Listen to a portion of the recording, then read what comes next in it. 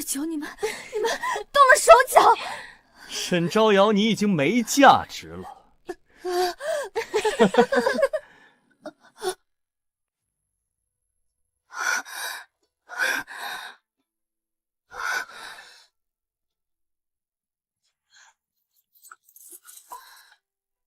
我这是重生了。上一世我被害得家破人亡，这一次温如玉，我定不会让你好过。小心点儿，轻拿轻放，磕坏一块边角，把你卖了都赔不起。小姐，10箱金砖全部装满了。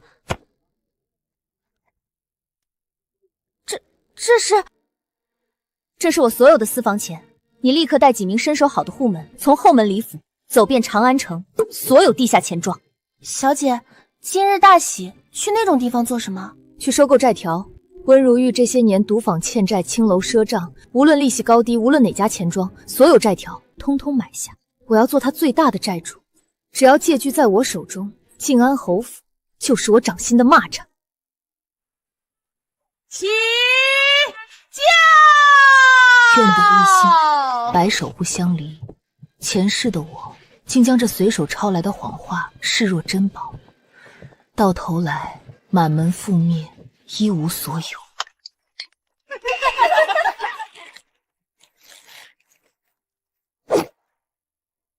温如玉，你的深情也就配待在这种地方了。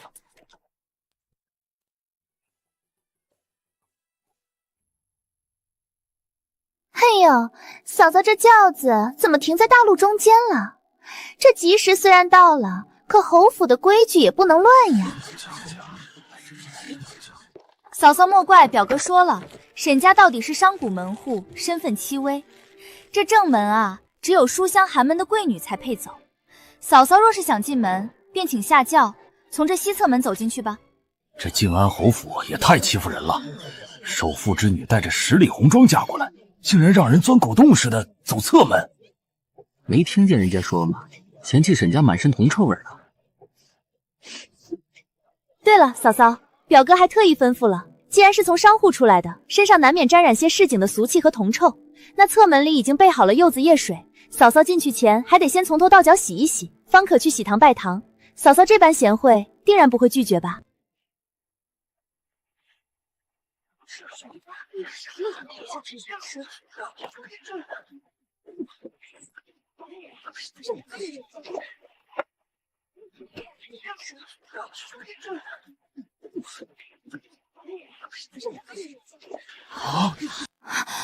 嫂嫂，你这是做什么？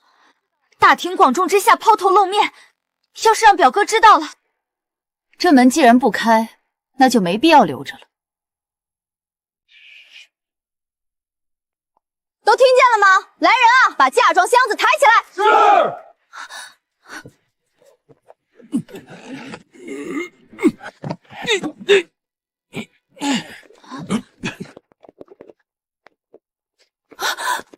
你们要干什么？这可是侯府大门，是御赐的。1、2，走！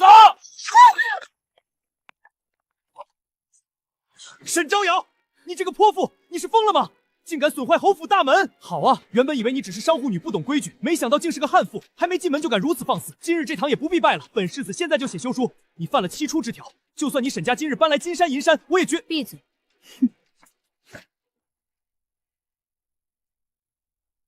想写休书，你也配？两位先生，这是双倍赏钱。既然温世子要跟我谈规矩，那咱们就当着全长安百姓的面，把这笔账算清楚。得嘞！诸位乡亲父老，竖起耳朵听好了。静安侯府温世子与沈大小姐这3年的情爱花销，第1笔，天熙3年秋，温公子参加科考，买通考官赵大人，索要贿银3000两整，此款由沈大小姐全额支付。住口！这是污蔑！来人，把这2个疯子给我打出去！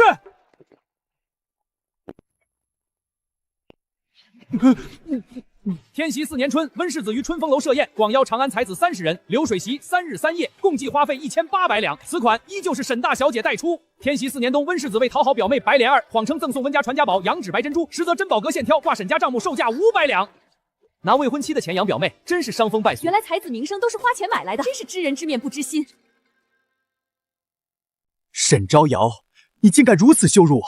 咱们之间的情分，温世子还是听听你的琐碎生活费吧。靖安侯府后厨采购大蒜3斤，生姜5斤，灯油10桶，蜡烛20根，乃至温世子贴身谢库熏香，共计纹银8两3钱6分。这笔琐碎开销仍是沈大小姐垫付。火候到了。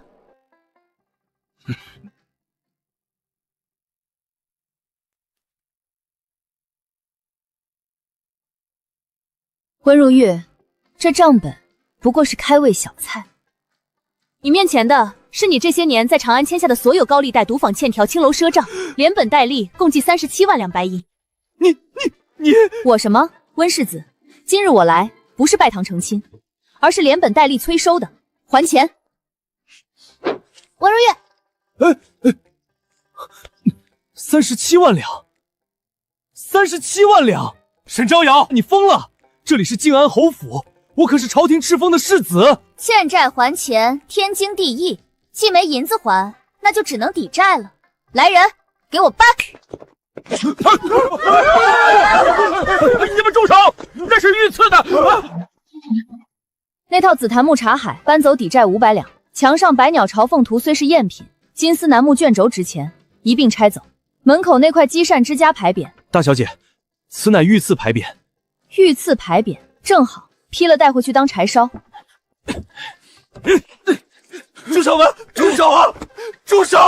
那是温家的脊梁啊！脊梁？你温家的脊梁早就被你卖进青楼换酒喝了。沈招摇，你搬空了我的家，这下你满意了？赶紧带着人滚！搬空？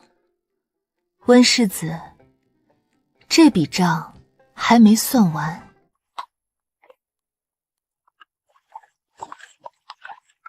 抓贼呀！那个杀全刀的抢了老子的肉包子！好劲的身手，这江湖游侠也太厉害了！停车！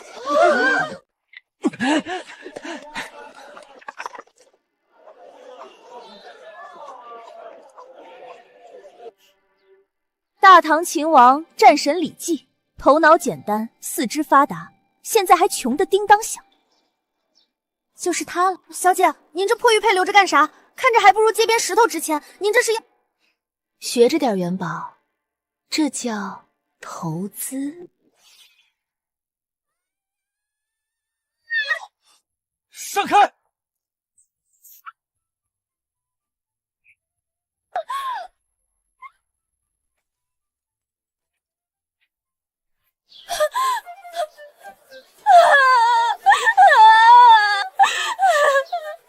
我的玉，我的传家宝啊！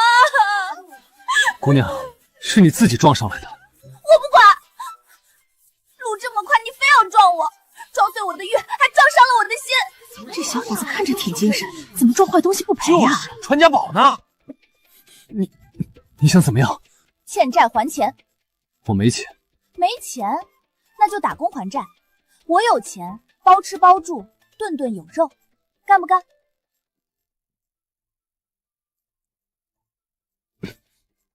管饱吗？管饱，只要你听话。想跑？你撒手！我不撒！来人啊！大家都来看看啊！这人撞碎了我的家传宝玉，想赖账跑路啊！光天化日之下欺负弱女子，还有没有王法了？救命啊！分文没有。不想去见官，不想丢人现眼，那就签了他。这是什么？雇佣抵债契约，甲方沈朝阳，乙方是你。鉴于乙方无力赔偿传家宝玉，自愿卖身抵债。元宝，上菜。得嘞。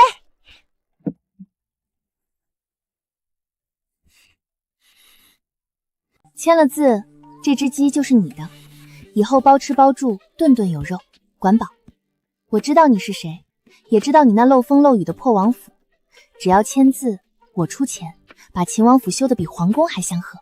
能不能先把鸡腿给我？签字画押。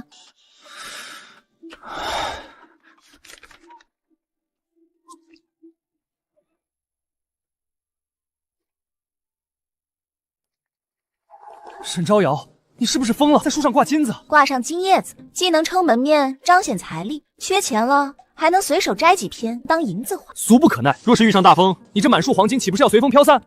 所以才需要你啊！走吧，我的护院大人，带你去你的寝宫。到了，这就是你的新居所。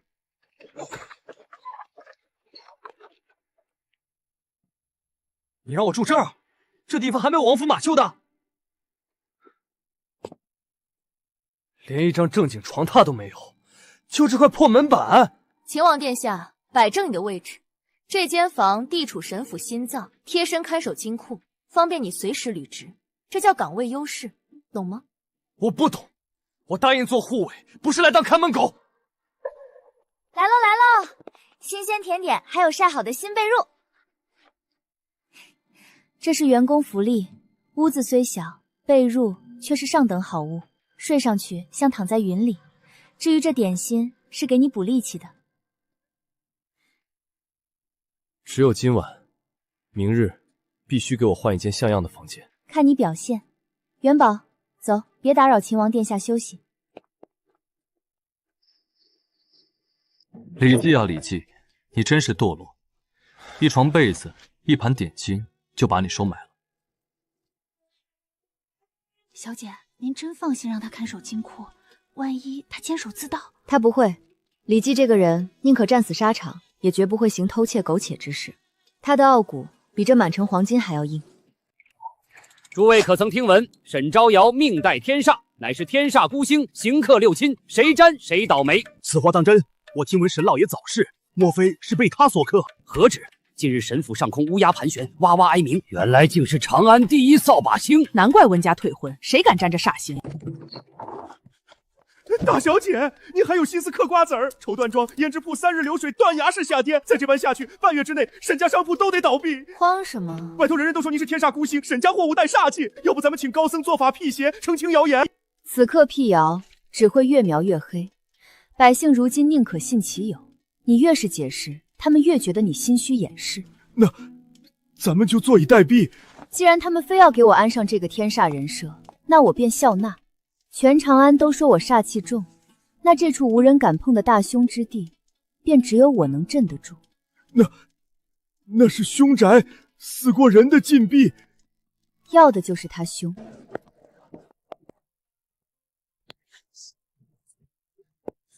哟，沈大小姐，什么风把您吹来了？我要买宅子，地段要好，面积要大，即刻过户。崇仁坊那座李宅，大小姐，您不是开玩笑吧？那可是长安有名的阴宅，10年3任房主都说半夜女鬼哭嚎。钱掌柜，我天煞孤星，连侯府都克得鸡犬不宁。你说女鬼凶，还是我这扫把星更凶？此宅占地广阔，只要5000两。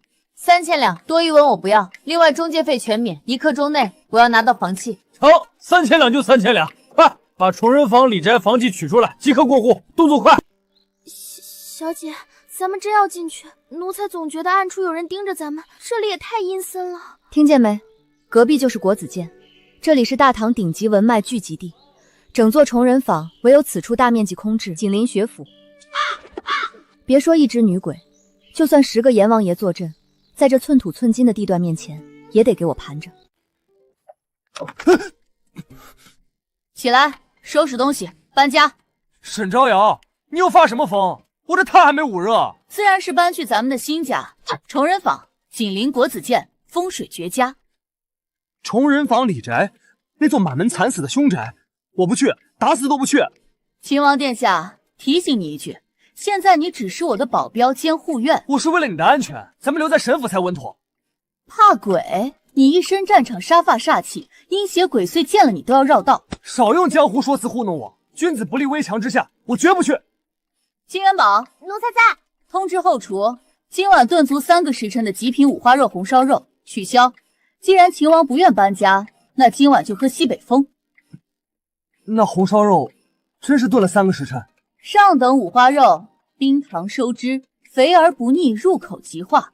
搬到新宅，即刻开饭。走，我倒要看看哪个不长眼的小鬼敢在太岁头上动土。这才乖。上车。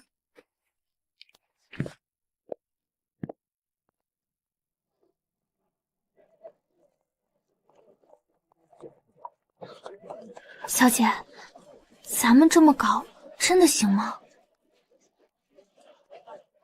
元宝，格局打开。温家非要把我钉在扫把星的标签上，那我便让全长安看看我如何把一手烂牌打成王炸。后厨的东西备好没有？全都备好。这是天师府绿豆糕，对外宣称吃了辟邪压惊，学子考试必过。入场券每人10文，前100名赠送天师府绿豆糕。咱们把气氛炒热，越热闹越值钱。给我2张入场券。上脑，给孩童佩戴，求个平安。听闻今夜邙山道士表演喷火，快些占座，莫要错过。贫道这一双慧眼，上能看9天揽月，下能探9幽。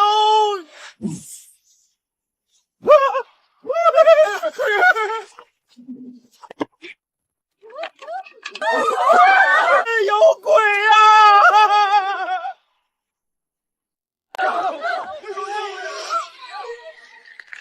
跑啊！白衣女鬼索命了！那是鬼火，不祥之兆！救命啊！我不想死在这儿。沈招摇，我就说地方不能住，那灵火那飘忽身法，绝非人力可为。快走！坐下，别挡着我看戏。看戏？下面都乱成一锅粥，鬼影都快要飘到咱们脸上了，你还有心思看戏？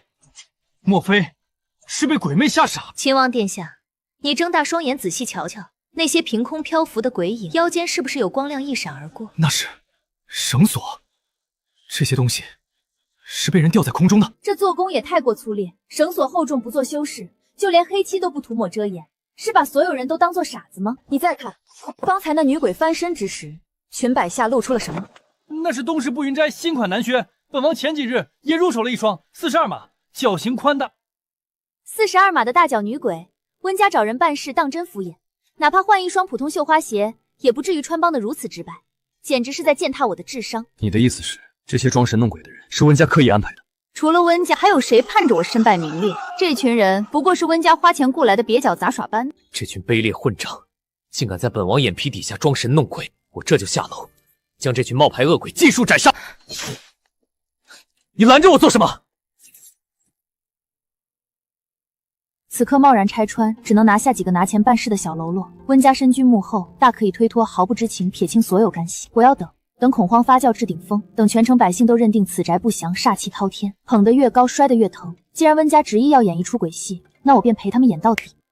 殿下，暂且按捺怒火，你现下只需安分坐好，陪我看完这场滑稽戏。等到大戏高潮，自有你这尊镇宅神兽出手亮相的时刻。沈招摇，你这女人比这世间鬼魅还有恐怖。多谢夸奖，继续看吧。我倒要瞧瞧这出捉鬼闹剧，他们还能变出什么花？还我命啊！吓人就吓人，非得在此处鬼哭狼嚎。吾乃此地冤魂，凡人速速退避！冤你大爷！给本王闭嘴！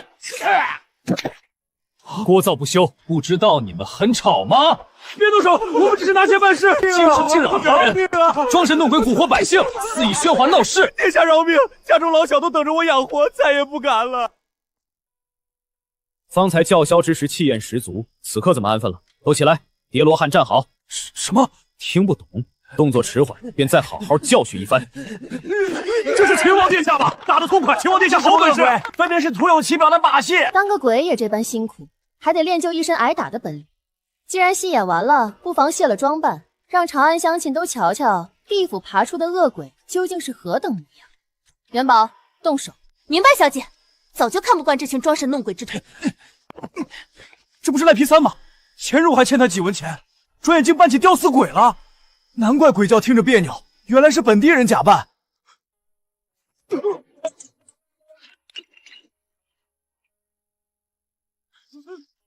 是靖安侯府的腰牌，这伙人竟是温家手下，原来是温家刻意装鬼污蔑人。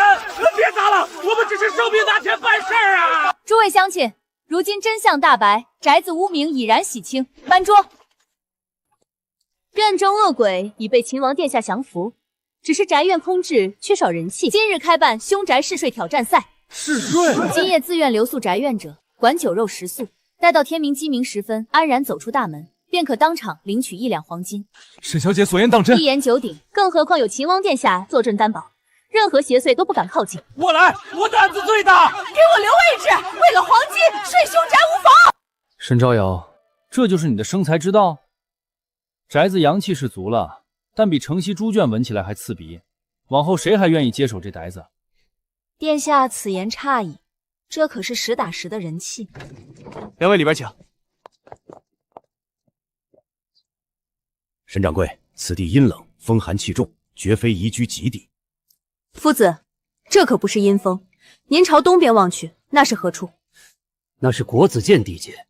没错，此风自国子监而来，裹挟万千学子浩然文气，灌入宅院之中，乃是紫气东来，文气灌顶的绝佳风水。二位，请。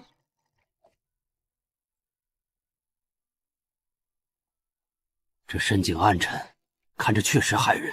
这是天然墨池，传闻古时先贤在此习笔，沉淀满地文脉，世人听闻的井中哭声，是先贤督促后辈勤学苦读的诵读之声。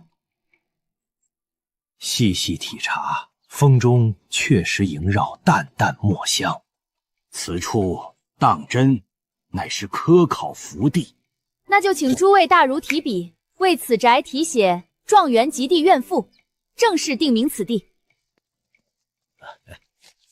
满口胡言，竟能把阴风鬼井说出文脉宝地，这口舌功夫当真了得。诸位街坊邻里，多年来大家一直误解此宅，它并非凶宅所命，而是甄选栋梁之宅，只接纳胸怀大志、立志金榜题名之人。此牌匾乃是秦王殿下亲笔题写，文气厚重，唯有心怀家国的学子方能驾驭此地才气。连夜逼我临摹字帖，原来是为了这般造势。今日沈氏商号推出大唐首例学区宅院，比邻国子监，终日浸染圣贤文气。居住此处，孩子求学便能先人一步。凡是今日购房之人，更有名师大儒讲学，助力学子科考高中。我要买，我连购数套，就盼孩子科举得中。我出价双倍，我要紧邻墨池的院落。不可思议，真是不可思议。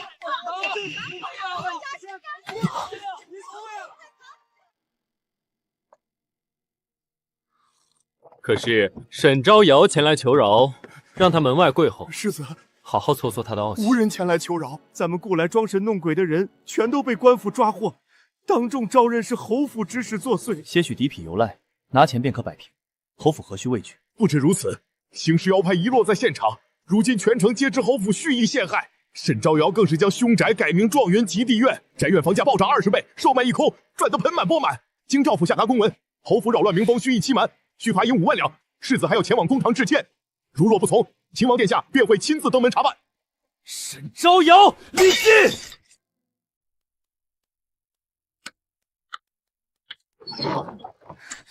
小姐，不好了，那个白莲儿又出幺蛾子了。急什么？难不成他还能把之前那几只假鬼再请回来闹一场？这次比闹鬼还难缠。白莲儿联合了长公主，要在后日百花节办一场盛大的百花诗会，说是宴请全长安名门贵女赏花作诗。可您看这请柬，哦，上面指名道姓，非要您务必赏光，还写什么商贾亦有雅兴，不可因出身而废礼，这不明摆着挖苦您吗？百花诗会，长公主亲自坐镇，好，真好，真是瞌睡了就有人主动送枕头来。您是不是气糊涂了？这分明就是一场鸿门宴啊！白莲儿就等着当众看您出丑呢，咱们不去不行吗？不去？为何不去？元宝，你记住，这长安城里最贵最顶级的广告位就是长公主的宴席。平日里我就算散尽万金，也未必能将沈家的东西送入这等顶级权贵圈子。如今白莲儿费尽心思，把这么好的展示平台拱手送到我面前，我若是推辞，岂不是辜负了她这一番苦心？展示平台？可咱们家是做买卖的，又卖诗集字画，去诗会能展示什么？元宝，你真是笨啊！拿上库房钥匙，随我去后院，咱们下一季度的爆款新品就全靠这场百花诗会了。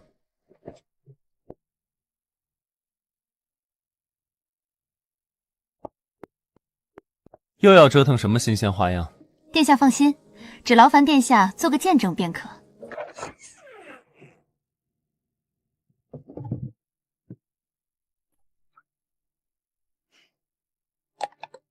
这是何物？看着倒像是宫中赐死所用的毒药。这可比毒药更让人心动，让人疯狂。此乃我从数千只西域奇虫咸体中提纯萃取的强效生物诱导剂。简单来说，只需一滴，便可引得方圆5里的狂风浪蝶尽数聚集，为之癫狂。你带着这种东西去诗会，难不成是想掀了长公主的园子？粗鲁，剂量把控得当，它便是世间独一无二的顶级香剂。那些名门贵女平日里用的熏香，不过是寻常草木灰烬炮制而成，味道沉闷厚重，留香短暂。而我这一瓶，是能让万物本能心生愉悦的大杀器。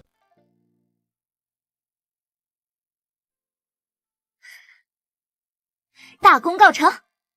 这东西真的稳妥可用，不会凭空引来些乱七八糟的东西吧？殿下不懂，这才是招蜂引蝶的最高境态。元宝，去库房挑几身最素净雅致的衣裙。既然白莲儿一心想看我出丑，我自然要好好配合，陪她演完这出戏。从今往后，沈招摇递来的任何汤水、茶饮、点心，本王一口都不多碰。听说了吗？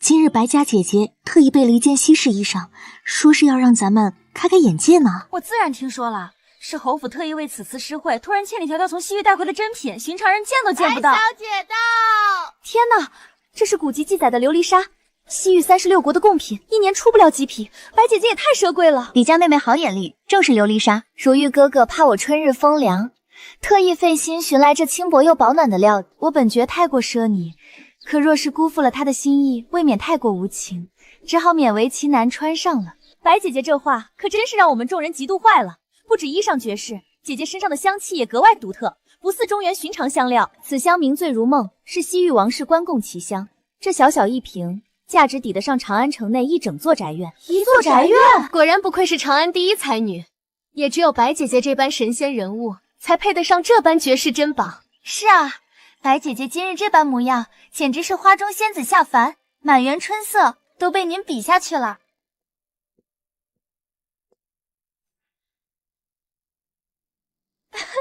哟，这不是沈掌柜吗？没想到沈妹妹还真愿意来这高雅之地。白小姐盛情相邀，请柬直达账房，我若是推脱不来，岂不是太过不识抬举？说笑了，我只是怕你日日埋在铜臭堆里对账算账，没机会见识咱们这般风雅场面。沈妹妹整日与算盘银两打交道，怕是连平仄韵律都听不懂吧？是啊，沈姑娘，做生意讲究的是精打细算，做事讲究的是灵气风骨，这二者可是万万不能混为一谈的。懂不懂韵律无关紧要，贵在懂得欣赏美好之物。白姑娘今日这身行头确实足够靓丽。沈妹妹没见过这般好物也正常，这是西域琉璃纱。我知晓沈家如今生意兴隆，可这世上些东西拼的是底蕴品味，可不是单单有钱就能买到的。还有我这醉如梦香膏，西域王室专属贡品，是身份的象征。沈妹妹身上怎的半点香气都没有？莫不是还没洗进账房的墨臭？童秀伟，白姐姐未免太为难沈姑娘了，怕是她的鼻子只分得清铜板的嗅味，闻不来这般贵气天香吧？白小姐说的没错，品味风骨，从来不是金银钱财可以堆砌出来。只是白小姐这般偏爱醉如梦，可知这香料在西域向来是用来做什么的？自然是西域贵族御用熏香，难不成还能是喂猪的？喂猪倒不至于，只是此香味道浓烈厚重，留香顽固。在西域素来是用来掩盖骆驼长途跋涉后的汗腥浊气的。胡说八道！这是王室贡品，何等尊贵，岂会是那般低俗之物？贡品一分3、6、9等，白姑娘既要彰显底蕴风雅，下次还需提前做好功课。这般靠浓烈异香遮掩浊气的手段，即便在我们商贾人家眼中，也是最下乘的做法。真正的顶级天香，应当是……这什么？你快说呀！只会逞口舌之快。今日诗会雅集，你两手空空，什么好物都未曾带来，有什么资格评判我？既然白小姐诚心发问，那我便让诸位开开眼界。今日我便让大家见识一下何为真正的花中仙子，顶级天香。什么市井廉价花露水，拿出来污了今日诗会的雅致场面，污了本小姐的眼。姐姐怎会这般想？这绝不是凡俗廉价之物，这是妹妹特意准备献给姐姐的礼物。礼物？此香名为百花沉浮，是我们沈家耗时3年研制的镇店秘宝。原本我打算将它永不出卖的。百花沉浮，这名字倒是足够霸气。那是自然，也只有像白姐姐这样的绝色姿容，才配让满园百花俯首称臣。既然是你一番诚心，又花了这么多心思，日后我倒可以酌情关照你们沈家的生意。多谢白姐姐提携。此香用法颇有讲究，妹妹亲自伺候姐姐试香，方能尽显绝妙之处。这味道怎得如此甜腻厚重？姐姐有所不知，这正是百花沉浮的精妙后调，方能尽显极致效果。多喷也要，裙摆边角才能彻底盖过姐姐身上原本的西域天香，双香交融，方能造就独一无二的惊艳气韵。会不会太多了？这衣裳沾了水渍，怕是不好看。姐姐放心，这仙露挥发极快，转瞬即干。您且移步走走，细细感受，此刻定然如同花神降世。哎，嘘，小姐，您给她喷的到底是什么东西？这味道也太古怪了，闻得我都想吐。别说话，好戏这才刚刚开场。好香，果然别致独特。白姐姐，您快看，莫不是这百花仙露真有奇效，引来了满园彩蝶？倒是没想到，沈家这物件名字虽俗了些，倒也算有些真用处。既然百花赴约，彩蝶来朝，各位妹妹便随我一同赏玩这春日盛景。不对，这蝴蝶振翅，动静怎会如此沉闷吓人？不是蝴蝶，这是野蜂，是毒蜂啊！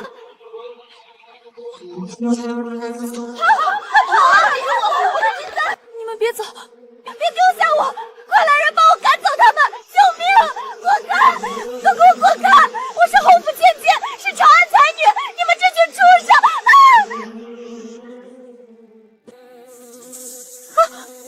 好痛！走开！如玉哥哥！是沈朝阳，你故意害我，我不会放过你的！小姐，这百花沉浮也太灵验了，这哪里是香氛，分明是招蜂引虫的绝杀神器啊！他日日自诩花中魁首百花仙子，既然一心要压尽满园春色，自然该承受百花万虫朝拜的重任。水，哪里有水？救命！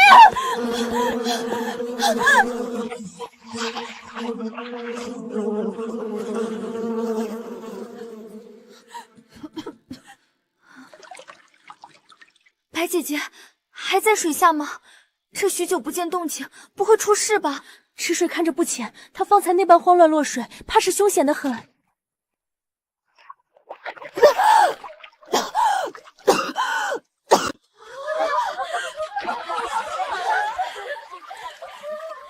这真的是方才风华绝代的白姐姐！天哪，前后模样判若两人。大家不必惊慌，危机已然彻底解除了。沈朝阳，是你故意害我！白姐姐这话可真是冤枉死我了。我这百花沉浮，皆是纯天然花蜜、花露萃取，实打实真材实料。不过今日之事，倒正好借着白姐姐的经历，给各位姐妹科普一桩最简单的自然常识。科普？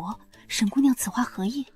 世间万物皆有天性定数，蜜蜂生来采蜜寻香，靠触角嗅觉感知万物，对花蜜糖分浓郁花香最为敏感。白姐姐一心想在诗会艳压群芳，既穿了这吸人眼球的琉璃纱，又特意让我多喷洒百花沉浮。这香氛本就富含高浓度花蜜精华，再叠加姐姐身上自带的醉如梦浓香，在这群单纯寻觅的蜂虫眼中，今日的白姐姐哪里是什么高冷绝尘的花中仙子，分明是一朵体型巨大、鲜活移动、散发着极致诱惑的超级大蜜。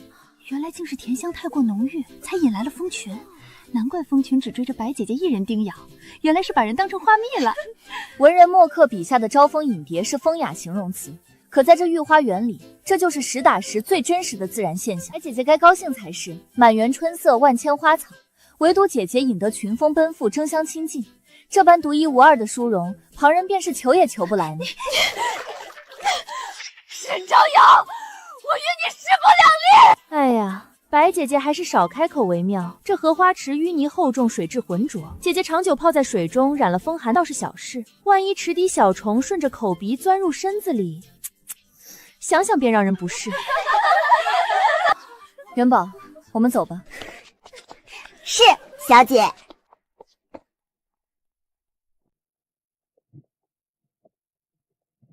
小姐，府里如今清静安稳，正好歇几日，咱们偏偏跑这荒郊野岭来，到底是为何呀？自然是来掘温家的祖坟，断了他们的财路。温如玉靠着这一堆浑浊不堪的破琉璃敛财铺路，妄图平步青云。今日我便让他好好见识一番，什么叫真正的点石成金。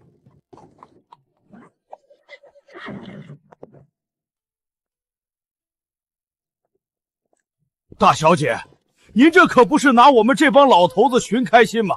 怎么可能烧得出千金难寻的珍宝？张伯，你烧了一辈子窑，可知温家琉璃为何常年浑浊不堪？这是常理，咱们这些普通河沙更是天差地别。不是原料差，是他们蠢。温家的西域矿石杂质比河沙还多。今日我教你们秘法。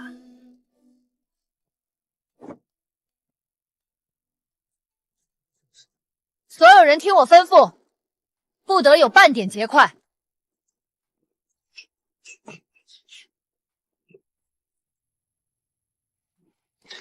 风箱拉满，火势不足，温度还差得远，继续加煤升温。大小姐，万万不可，里面的原料都要彻底化成废水了。我要的就是彻底化成的废水。此刻投入纯碱，但凡成品留有一个气泡，便是废品，一律作废。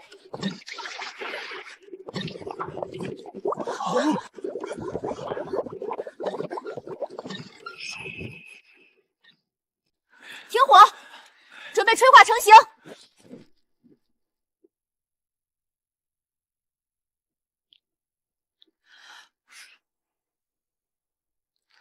这竟是吹唐达的手法，琉璃还能这么做，闻所未闻。别愣神，稳住转速，马上移去冷架送入退火窑，退火务必慢温控温，心急便会前功尽弃。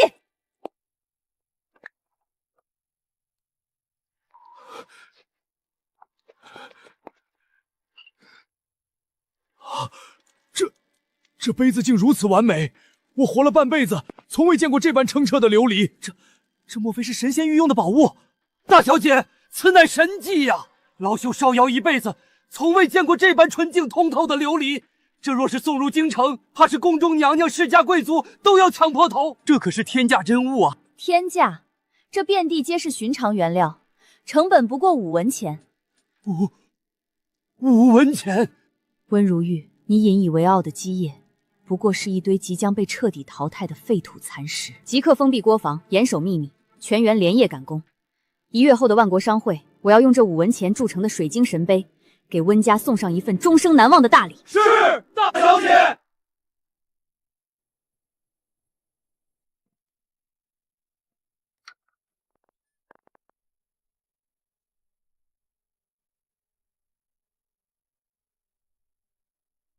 休想抢我的东西！哼，死丫头，都到这般地步了，还在痴心妄想。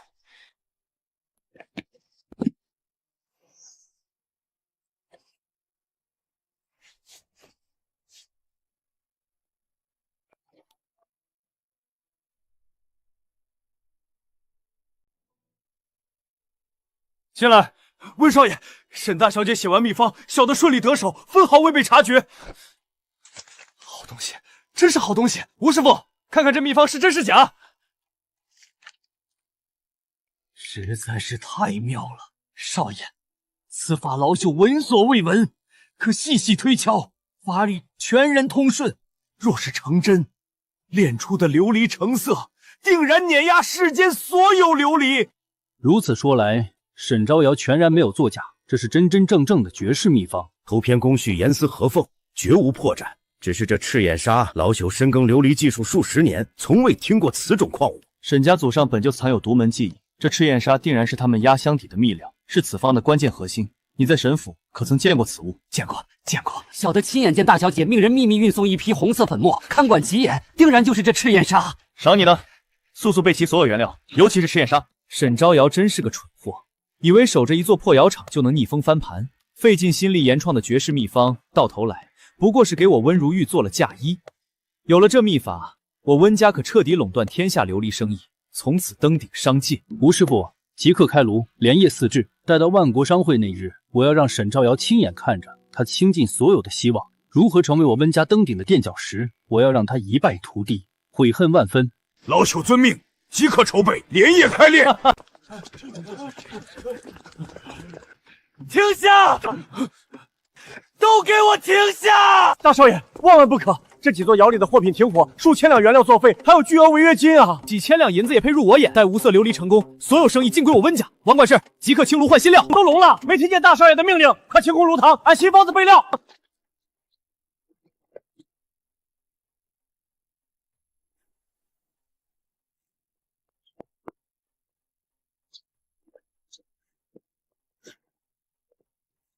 家伙，风向全力拉满，今夜必须炼出成品。我要让无色琉璃铺满长安，断沈招摇后路。新炉尚未磨合，持续猛火压力暴涨，怕是会出凶险。凶险？这是名将宝炉，若无我大事，要你们全家抵命！即刻加赤焰砂！加料！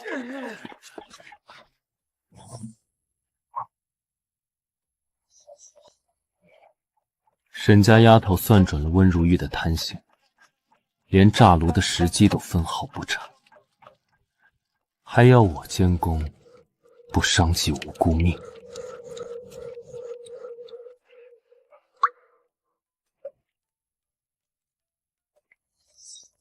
怎么回事？这火怎么变颜色了？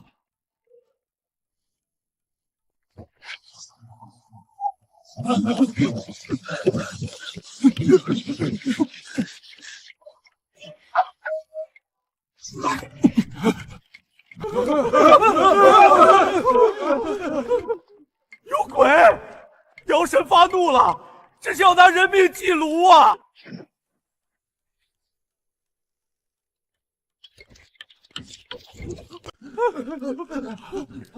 我肚子疼得厉害，我要去茅房，我去透气。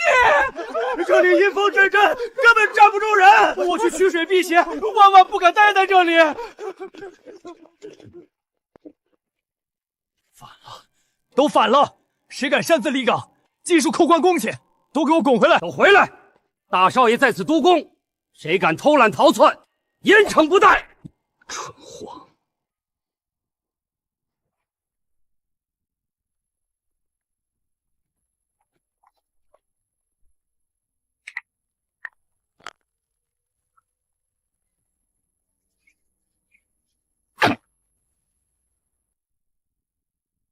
小姐，那是温府工坊的方向。温如玉这下该清醒了。那不是温家的琉璃工坊吗？怎么炸了？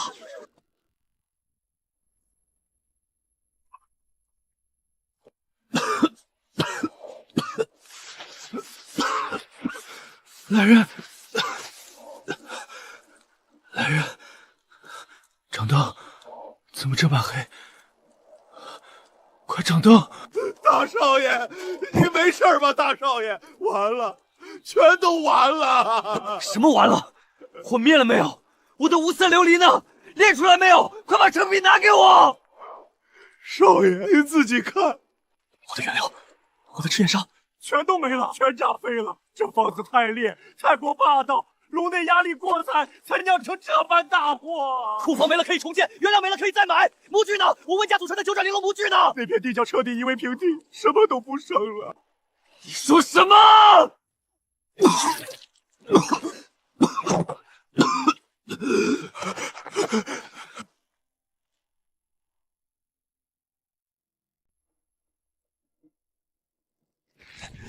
沈朝阳，少爷，保重身子。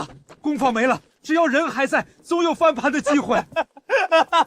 好一个沈朝阳，真是好手段。他从没想过取我性命，一切早就在他算计之中。算准了爆炸，算准了工匠逃离，算准了我所有后路。他要毁了我的家业，断了我的根基，掏空我的家底。诸位父老乡亲，各位掌柜同仁，今日我沈家便让长安城中所有人开开眼界，见识真正的琉璃。沈大小姐，物琉璃贵，也算市面顶尖，难不成沈家的琉璃还能胜过温家不成？金元宝，接红绸。好嘞。这是水晶？不对，世间水晶从无这般大块，毫无一丝杂质的。诸位看好，这是我沈家新制的琉璃，昔日温家琉璃浑浊暗沉，气泡成生，用来盛酒皆是糟蹋佳酿，而我沈家琉璃通透纯净，这才是琉璃本该有的模样。神乎其技，沈大小姐此等绝世珍貌，定然价值连城。老朽斗胆一问，仅此一只酒杯，售价几何？1000两。不，整套茶具10两白银。10两？沈大小姐莫不是说笑？温家那等劣质琉璃，一只尚且100两，这绝世琉璃整套才10两。诸位没有听错，沈家做生意货真价实，童叟无欺。既然能造出顶级好物，便不会像某些世家一般坐地起价，将天下百姓商贾当作冤大头肆意宰割。我要10套，立刻给我备货。沈大小姐，我大批量订货，有多少要多少，我要远销西域波斯。方才短短半个时辰，给咱们供应琉璃砂的王家，配送香料的李家，还有专供锻造炭火的刘麻子，全数退回定金。看来温家这次是下了血本。何止如此，是温侯爷亲自出手了。他联合把持长安水路运输、垄断全城原料命脉的四方商会，下达了最高级别的封杀令。谁敢给咱们供货，便是与温侯爷与整个四方商会为敌。咱们如今彻底孤立无援，库房库存的原料顶多只能撑2日。2日之后，咱们好不容易打响名声的琉璃香水生意就要彻底断货停工。温如玉以为靠着资源垄断这般下三滥的阴私手段，就能在我资金链断裂之前困死我。他未免太小看我沈招摇。大小姐，那我们如今该如何应对？要不咱们低头去求求温家，或是暂时关张歇业，暂避风头。关张避风头，恰恰遂了他们的心意。赵叔，你记着，在商言商和掌控规则的老牌资本硬碰硬，终究只有死路一条。他们在商圈之内封杀我，那我便彻底跳出这个圈子。大小姐，您这是？我要换一条赛道，我要用遗物叩开皇宫大门。只要皇权介入制衡，这四方商会自已无解的封杀令，不过是一纸空文，天大笑话。什么样的东西能有这般通天彻地的本事？滚！都给我滚出去！小主，您别再动气了。内侍省小龟子公公领了一位高人前来，说是能治好您脸上的顽疾。高人？又是招摇撞骗的江湖术士，让他滚！沈姑娘，请。臣女能不能医治？小主不妨先看看我带来的诚意。你是何人？手里抱着的又是什么东西？此乃水月通灵镜，既能照见人心，更能照见真实容貌。拿走！快拿走！这是妖物，里面不是我。那的确是你，但只是一时的模样。你若不信我，往后余生便只能顶着这张脸困死深宫。我出手只需半个时辰，便能还你一张芙蓉娇颜。你说什么？芙蓉面？你看看我这张脸，当真还有救？能。只要你信我。你若治不好我，我便是拼了性命也要拉着你一同赴死。成交。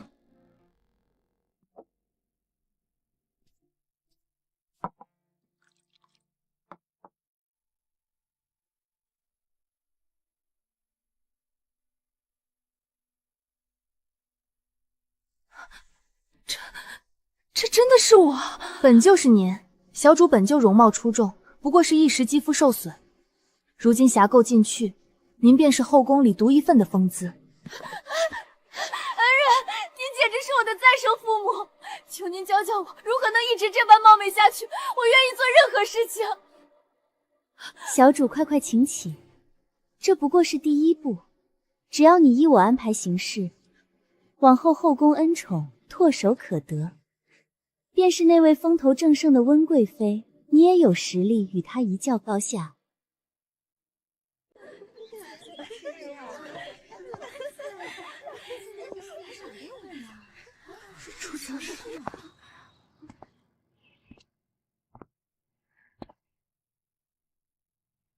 这是何人？回陛下，乃是承香殿王才女。王才女，朕记得你往日模样，可不是如今这般。回陛下，嫔妾先前身染顽疾，不敢惊扰圣驾。如今沉疴尽除，才发觉玉花园春色动人，不该被辜负。说得好，满园春色竟都不及你眉间风情。今夜就由你来陪朕。嫔妾遵旨。你就是那个沉寂半年的王氏，竟抢了本宫的风头。嫔妾不敢，嫔妾能重获圣眷，全赖娘娘往日照拂。自知福分浅薄，不敢独享恩宠，今日特来向娘娘献宝。献宝？本宫蓬莱殿珊瑚成林，夜明珠斗大，你那冷清的沉香殿能拿出什么稀罕物？此宝可留住少华，照见真容，娘娘一看便知。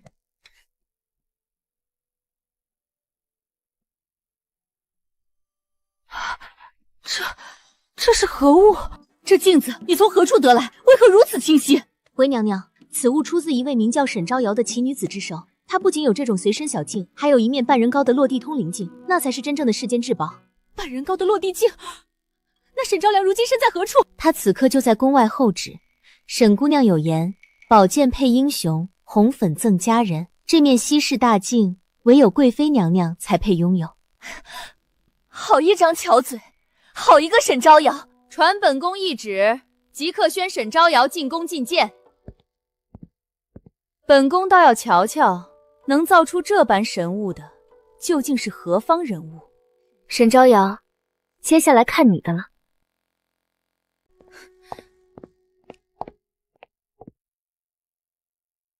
民女沈昭瑶参见贵妃娘娘，娘娘千岁金安。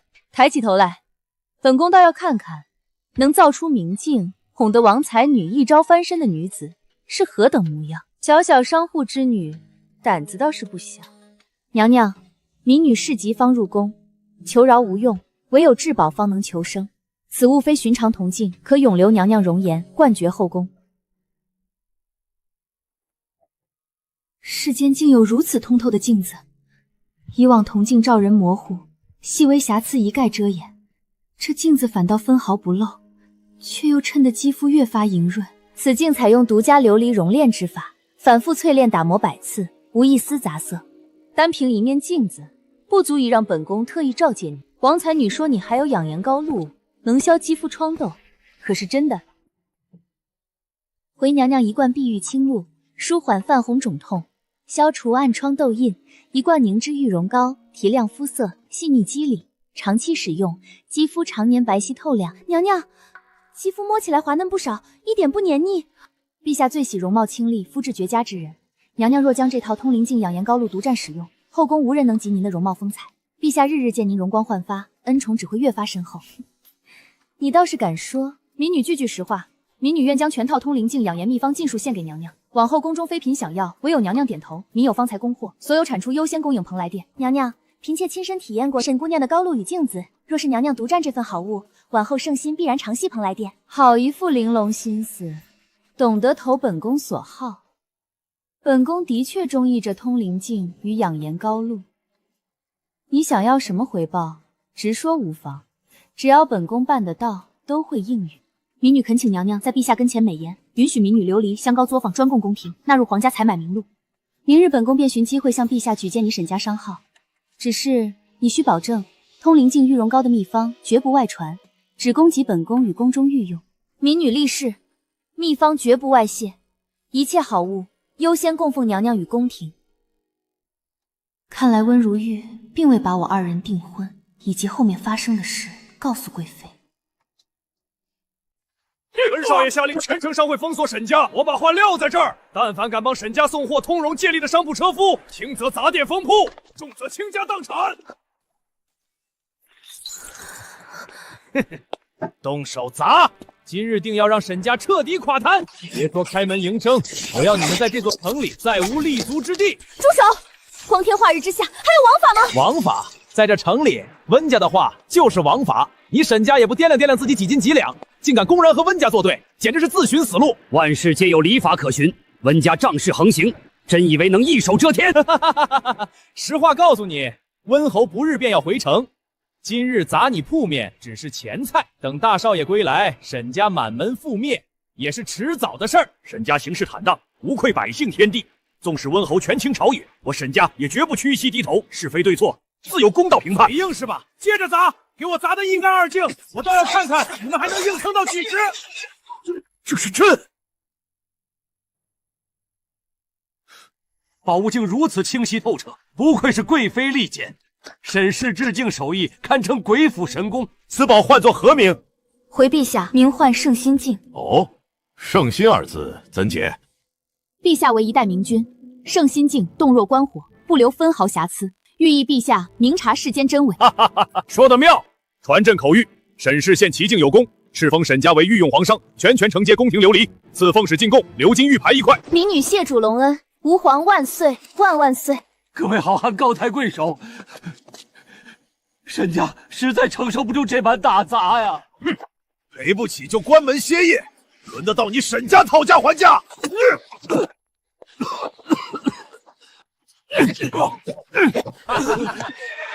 我看谁敢在此闹事！沈大小姐回来了，莫非想来硬的？陛下有令，沈氏现奇境有功，敕封沈家为御用皇商，全权承接宫廷琉璃胭脂装粉彩办，赐奉旨进贡鎏金玉牌1块。沈家商队全境关卡免检，畅通无阻。看清御赐金牌，车上贡品专供皇宫陛下与贵妃，阻拦贡品等同谋逆，温如玉担得起面门重罪。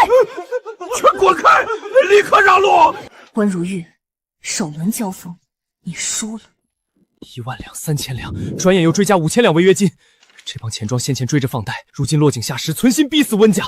还有一众商户漫天索要赔付，简直趁火打劫。管家，人在哪儿？送去典当的古董字画可有音讯？锣鼓下前朝新画瓶出手没有？3日内若是凑不齐5万两，天不商会亏空，朝廷问责书下了，连姐姐在宫里也会不好过。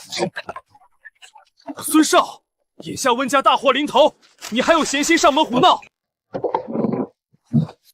赔钱变卖家产是笨法子，大钱从来都是靠机缘挣的。我现如今霉运缠身，何来机缘？眼下长安城正有一处遍地金银的好去处，你可知千金一笑楼？长安顶尖销金窟，难不成你又去赌房挥霍？昨夜随手入内，几番押注翻了足足50倍。若是我携1000两入去，一夜结清所有欠债。你出身侯府，见识远超于我都能满载而归，你出手定然盈空，庄家家底。全城赌客蜂拥抢位置，晚了连入座资格都没有，你还有退路？若是此事牵连到你长姐，我绝不能败给他。诸位看仔细，眼前便是温侯府世子，今夜专程来横扫咱们千金一笑楼。温兄，这位置就是你的聚宝转运位。温兄放心，有我在，保管你连战连捷。公子想玩骰子、牌九还是推木？自然玩骰子，一把定输赢。温兄下注，押到500两。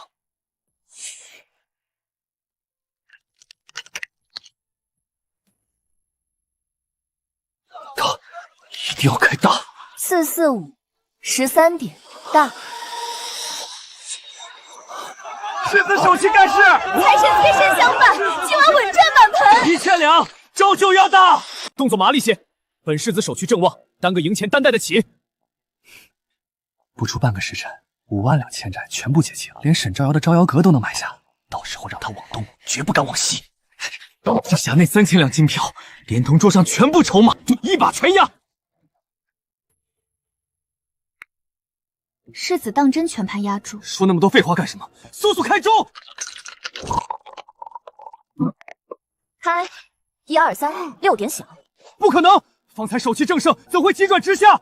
赌局瞬息万变，愿赌服输。实在可惜，方才只是短期回跌，往后必连开大注。现在收手先前本钱，尽数打水漂。我天命在身，绝无大败！再开一局。筹码已空，若无本金，座位要交由等候宾客。世子手头无现银，实在不行便回家吧。长安3间临街铺面，城西100亩农田，再加温家祖宅地契，这些够当本钱。全部真品，市价折算现银5万两。这可是温氏祖产，一旦落败，侯府连跟不上，少多嘴，全数换成筹码，5万筹全押大，速速摇散。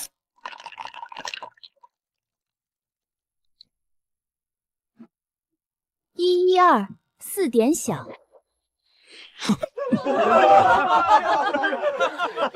这下可如何是好？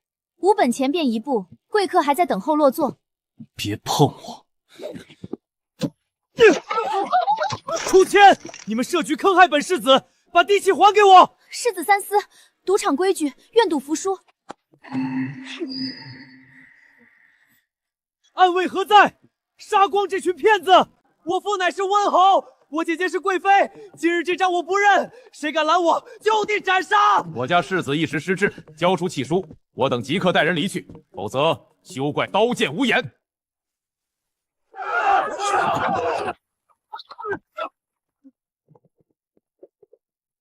温世子好威风，输了便掀桌动刀，这便是温侯府的家风。沈招摇，是你布下圈套算计我！世子，此人招惹不起，我们绝非对手。一群废物，给我上！他若拔刀，我等4人撑不过一夕。李记，开箱。刘老板，好戏正酣，这是要往哪儿去？沈大小姐驾到，小人正要备茶招待。茶不必了，温世子的所有契约，再加这座千金一笑楼，我买下了。此处生意兴隆，背后亦有。既然沈小姐想要买，刘老板不妨割爱。我相信沈小姐出的价格不会让刘老板失望。市价3倍，黄金当场交割。刘老板，别答应，这些是温家命根子，我父亲要是知道了，绝不会善罢甘休。既然花公子也来劝我，那世子莫挡路，做生意自然价高者得。来人，取所有契书借据。沈小姐，一应文书在此，包括温少子抵押祖宅的5万两死当契，如今全数归您所有。温如玉，看仔细了，如今千金一笑楼改姓沈，你温家所有祖业、田产、宅地尽入我手，现在我便是你唯一的债主。沈招摇，你等着吧，自会有人来收拾你的。还有你们今天这几个都给我记住了。你自己多加小心，别忘了他父亲是温侯爷，姐姐是贵妃。就算他姐姐在宫里对外面的事不了解，但风声总有一天会传到他的耳朵里。多谢。沈招摇这个毒妇，竟敢设局坑我！世子息怒，千万不要气坏了身子。息怒？我怎么息怒？速速向宫中飞鸽传书，我要让沈家付出代价。属下遵命。娘娘，宫外世子府的飞鸽传书，沈家不过是满身铜臭的商户贱贼，也敢蹬鼻子上脸，骑到我温家头上来。我要让沈招摇清清楚楚的知道，得罪温家是什么下场。苍天震怒，旱魃作乱，百日无雨，井水枯竭，此乃上天降罚。皆因城中出了贪脸妖商，吸尽地脉灵气，触怒皇神。敢问使者，妖孽究竟是谁？我等要活命，要鱼死！便是富可敌国的沈招摇，他囤积金银，阻断龙脉水气，吞并温氏祖业，灾年紧闭大门，不肯赈济。此等妖商不除，甘吕不降。妖商沈招摇，地边求雨。让他出来吐痰！皇上祭坛，一决地震。东家，外面民众已经开始砸门了。那皇神使者扬言要您前去祭天，属下恳请立刻调护卫驱离，或是开仓施粥，安抚民怨。现在施粥反倒坐实我心中有鬼。沈家大门金铁铸造，任凭他们去砸，折腾不动分毫。我交代的事办得如何？东家，江南各处养鸭场我们尽数走访，只是高价收购10万只鸭苗成鸭，还要连夜运回长安，此事还请您三思。如今全城大旱，人数饮水都极度短缺，10万鸭子每日耗粮耗水不计其数，实在是得不偿失啊！城外流言四起，都说东家受了惊吓，乱了心智，再年养鸭，形同与民争食。都说完了。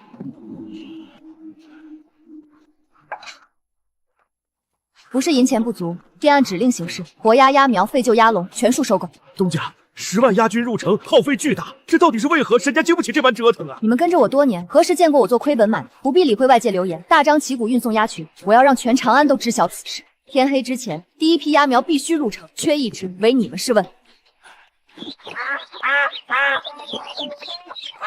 哈哈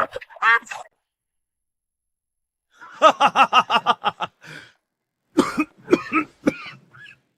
沈招摇这是真慌了神，放着灾荒不管，花重金运回10万只鸭子，简直荒唐可笑。父亲，这是他自掘坟墓，眼下百姓食不果腹，他养鸭耗粮耗水，民怨只会越积越重。天赐良机，传令下去，让底下人再加一把火。孩儿明白，这一次定要让他被万千百姓唾骂，身败名裂。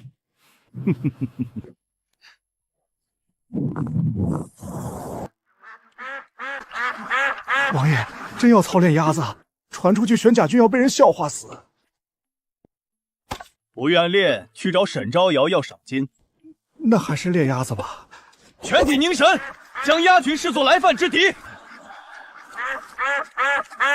连家禽都无法管束，何谈镇守家国？一长哨集结，2短哨分散，3急哨冲锋。冲锋？前方只有草垛啊，王爷。向石料冲锋，这群鸭子一饿2日，循势而动，便是最听话的兵。东方投石，列阵。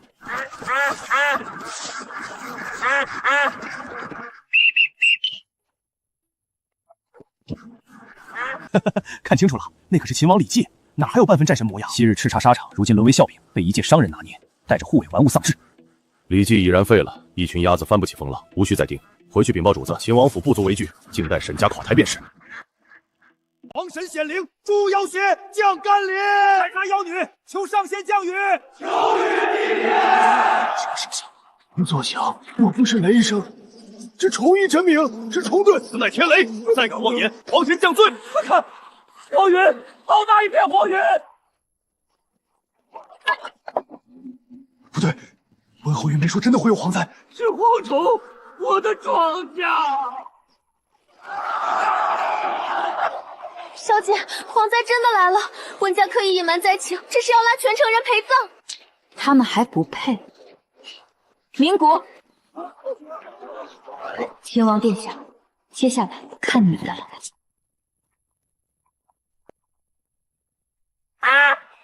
这就是鸭子，一只鸭群。全军列鹤翼阵，2翼散开。将士们，全军冲锋，尽数剿灭。左翼包抄，右翼合围，那只跑得慢的跟上。都听好了，别叫我们的食物跑了。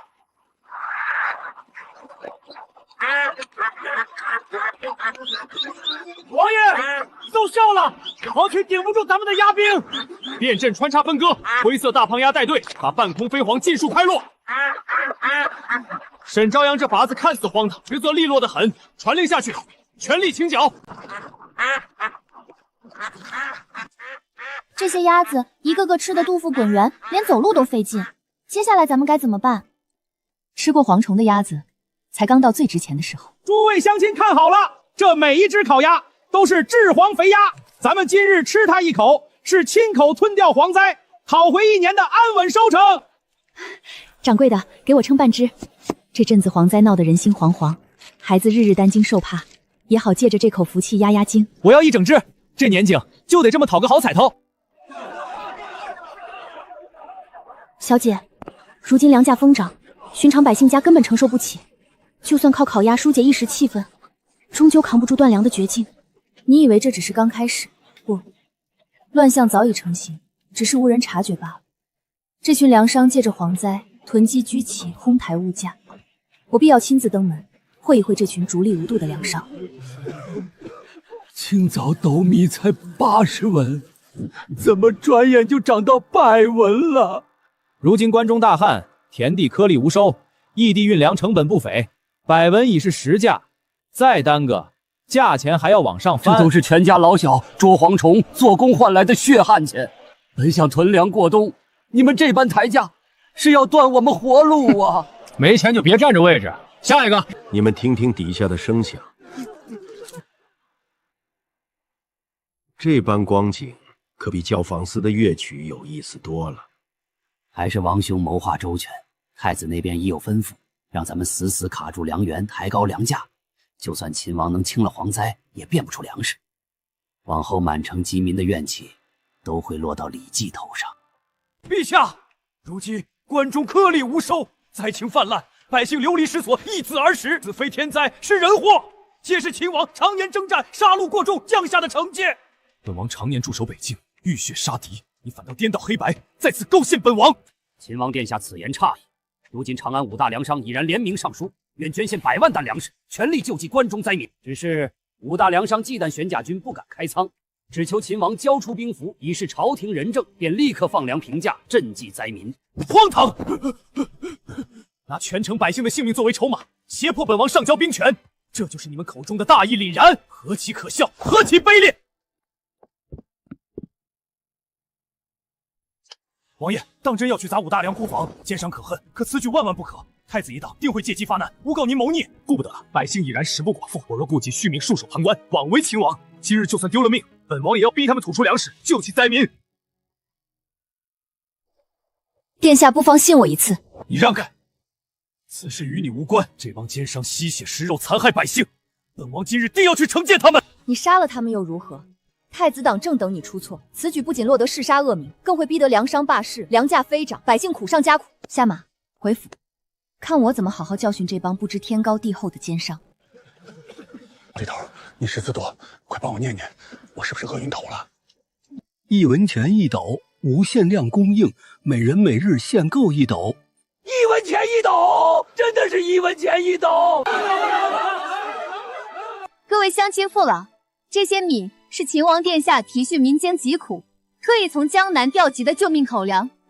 今日开仓售粮，只为救济灾民，安定市价。给我1斗，这是我的银钱，我终于能让家人吃上饱饭了。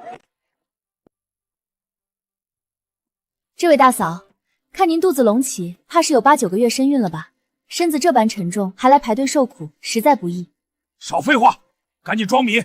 没看见老子，老娘站的腿都酸了。来，这位大嫂身子笨重，给她盛特供的沉底米，耐饿顶饱，最是适合居家度日。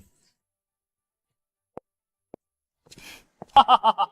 沈朝阳这黄毛丫头终究是太过稚嫩，任凭她粮草再多，定价再低又如何？这一局是我们赢定。老爷，不好了，大事不妙！账房刚刚核算完毕，府上所有流动现银今日已然尽数耗尽。慌什么？一共购入多少担粮食？已然接近3000担，可那沈氏粮行如同无底洞一般，无论我们买多少，永远有粮可收，怎么都买不完。除此之外，还有一事，吞吞吐吐，速速道来。老爷您快看，这就是我们倾尽现银重金买回的粮食。这是什么污秽杂物？我要的是江南精米。那沈朝阳心思缜密，但凡咱们府中之人前去抢购，尽数分发劣质陈粮，我们花的全是真金白银。这帮粮商精明一世，没想到今日栽在你这里。这便是贪心不足蛇吞象，他们妄图借机掏空我的粮草，垄断市价，逼我让步夺权。殊不知早已落入我的圈套。他们想断我的货源，我便直接断了他们的流动资金。聪明，那这笔钱你还是会投入边疆，对吗？瑞雪兆丰年可是对于驻守苦寒边关、死守疆土的将士而言，这场提早而至的暴雪不是吉兆，是催命符。你这个人真可怕，我的每一个想法你都能猜到，你究竟是谁？知己难求。真的是知己难求吗？自花梦影出现起，是不是所有的事情都过于顺利？此处堆放的是前些日鸭子剩下的羽毛。沈姑娘，你带我来看的就是这些废弃羽毛。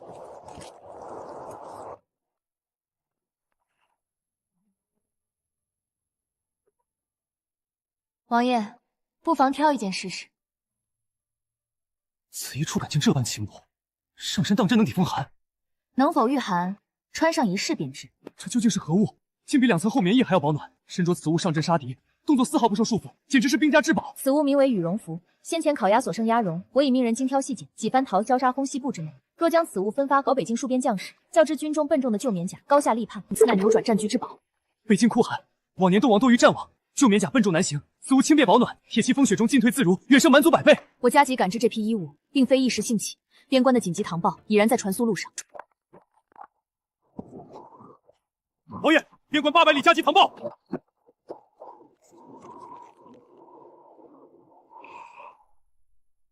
北境突降暴雪，气温断崖式下降，突厥境内牛羊冻死无数，粮草断绝。新上任的突厥可汗已集结10万大军，准备南下劫掠粮草，掳掠百姓过冬。这一战是不死不休的死战。传令全军，即刻调集车马人手，尽快将羽绒服全数送往北京前线。本王亲赴边关，会一会这位被逼疯的突厥可汗。李绩已经整兵备发，你二人今日求见，是有什么破局妙计，还是说你们这两个蠢货专程来添堵的？殿下，李绩倾巢出征，边关前线固然凌厉，后方却是空虚薄弱。臣有一计，可直接斩断他所有根基，断掉他全部后路。哦，说来听听。殿下，沈昭繇执掌秦王府全数采源物资，乃命脉根基。他一死，李绩北境断源绝粮，必死无疑。你们父子再加暗中给老皇帝下毒的温贵妃，温氏一门能人辈出，各怀鬼胎，好得很。陛下，微臣冒死上奏。昨夜夜观天象，天降大凶异象，事关社稷存亡，微臣纵使粉身碎骨，也不敢隐秘不报。赵爱卿，何种天象异变让你如此失态？据实道来。陛下，昨夜天象巨变，荧墨守心，荧墨火星赤红如血，久久盘踞新秀，不肯退去。新秀对应天王之位，祝陛下龙体国运。如今凶星侵位，是大乱之兆，社稷将危。荧墨守心，乃是亡国弑君的顶级凶兆啊！莫非市井传言属实？当真有妖孽祸乱大唐？冲撞！赵天罡，你说清楚，究竟应在何人身上？陛下，昨夜天象杀气最重之处，正应在神府。今冬百灾连绵，旱情频发，天下异象丛生，便是天道示奖。即日起，沈家关闭所有店铺。朕要是没记错，秦王与他也有勾结。为保大唐社稷安稳，李绩归朝，交出全部兵权，返回秦王府闭门思过。好一个温庭筚，好一个青天剑！为了构陷我，疏通朝堂，收买青天剑，散播流言，这一笔笔银子花的倒是无比大方。人证物证俱全，罪证确凿无误，你打算怎么办？小花，你且等着看。这些冰冷账目经我梳理，胜过坊间话本。我要让长安百姓看清，众人惊惧的天象皆可明码标价。瞧瞧温家买来的所谓天命。今夜舆论司全员不眠，通宵赶制。明日天亮，我定要让温庭筚温氏一党当众跪地求饶。卖报长安头条创刊号，一文钱看清温家真面目。1文钱，这印满字的纸只要1文。同斗无期，东家不为赚钱，只为让百姓看清真相。给我来一张。满满一纸字迹，这厚实的竹纸，废纸也不止1文啊！给我来一张，我也识得几个字儿。我不识字，拿回去胡强也稳赚。纸上写的什么？怎的还提到温家？温家勾结钦天，伪造天象。买回去让识字的乡亲念念。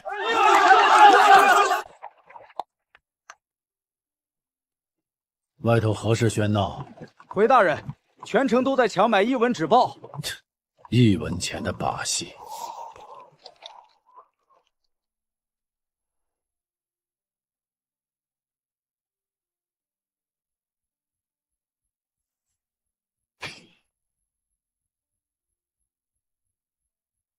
胆大包天，快去多买几张，本官要带上朝堂。大人不是要弹劾秦王吗？闭嘴！此乃社稷安危。长安头条看清温家真面目，卖报！严惩国贼，尽速朝纲。好得很！朕竟不知秦天监的星象吉凶，竟然可以按银两标价出售。朕的臣子做账精细程度，竟远超户部专职官员。平日里尔等在殿中最是能言善辩，今日殿外万民请愿，你们是双耳失聪，还是存心装聋不哑？陛下明鉴，这是污蔑！此报纸乃是市井刁民肆意胡编，刻意诽谤朝廷重臣，意图扰乱朝纲，动摇国本啊！陛下，污蔑！温庭筚，你睁开口眼，仔细看看，纸上所有银票编号，大理寺方才已然尽数核实，分毫不差。你是欺朕年迈昏聩，还是替天下百姓双目揭毛？微臣勾结钦天监，篡改星象，捏造天煞谣言，借机囤积物资，哄抬市价，盘剥百姓，效忠，甚至私取势力，妄图温家的司库洞民变。传朕旨意，革除一切官职，其境内所有按商铺私产尽数查抄，充盈国库，安抚民心。尔等身为言官朝臣，助纣为虐，蒙蔽圣听，欺压忠良，一众涉案官员尽数革职罢官，永不录用。废话！你们温家上下尽是庸陋无能之辈，除你姐温贵妃稍有手段，余下之人皆不堪大用。即刻暗中传信给温贵妃，命她即刻加大毒药剂量，不必再循序渐进，畏手畏脚。李靖已经平定边乱，即将班师回朝，本太子必须在他抵京之前，稳住朝局，掌控朝野，牢牢攥住这万里江山，绝不能让他坏了本宫的大事。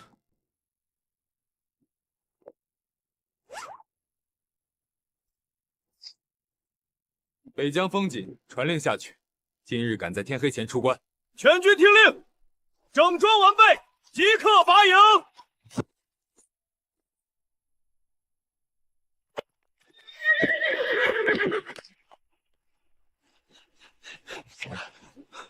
报，启禀王爷，后方两队出事了。出了何事？速速道来！我侍郎派人传报，后方两队突遭天雷，数百车粮草尽数焚毁。随本王折返，即刻查探。王爷，下官有罪，下官护粮不力，愧对三军将士。方才峡谷之内平地惊雷，天降天火，下官拼死扑救，终究无力回天。天火，漫天飞雪，何来惊雷？这火起的蹊跷，怕不是你心中藏奸，蓄意作祟？确是天灾，随行一夫皆可作证。保住了多少？3成粮草尚且完好。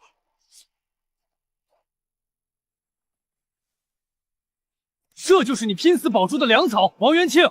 本王今日便斩你祭旗，以正军法。下官是陛下亲封督粮官，纵有过失也该刑部会审。王爷擅杀大臣，便是藐视皇权，意图谋反。好一个奉旨督粮的朝廷命官！这笔账本王记下了，班师回朝之日，定要你连本带利尽数吐清。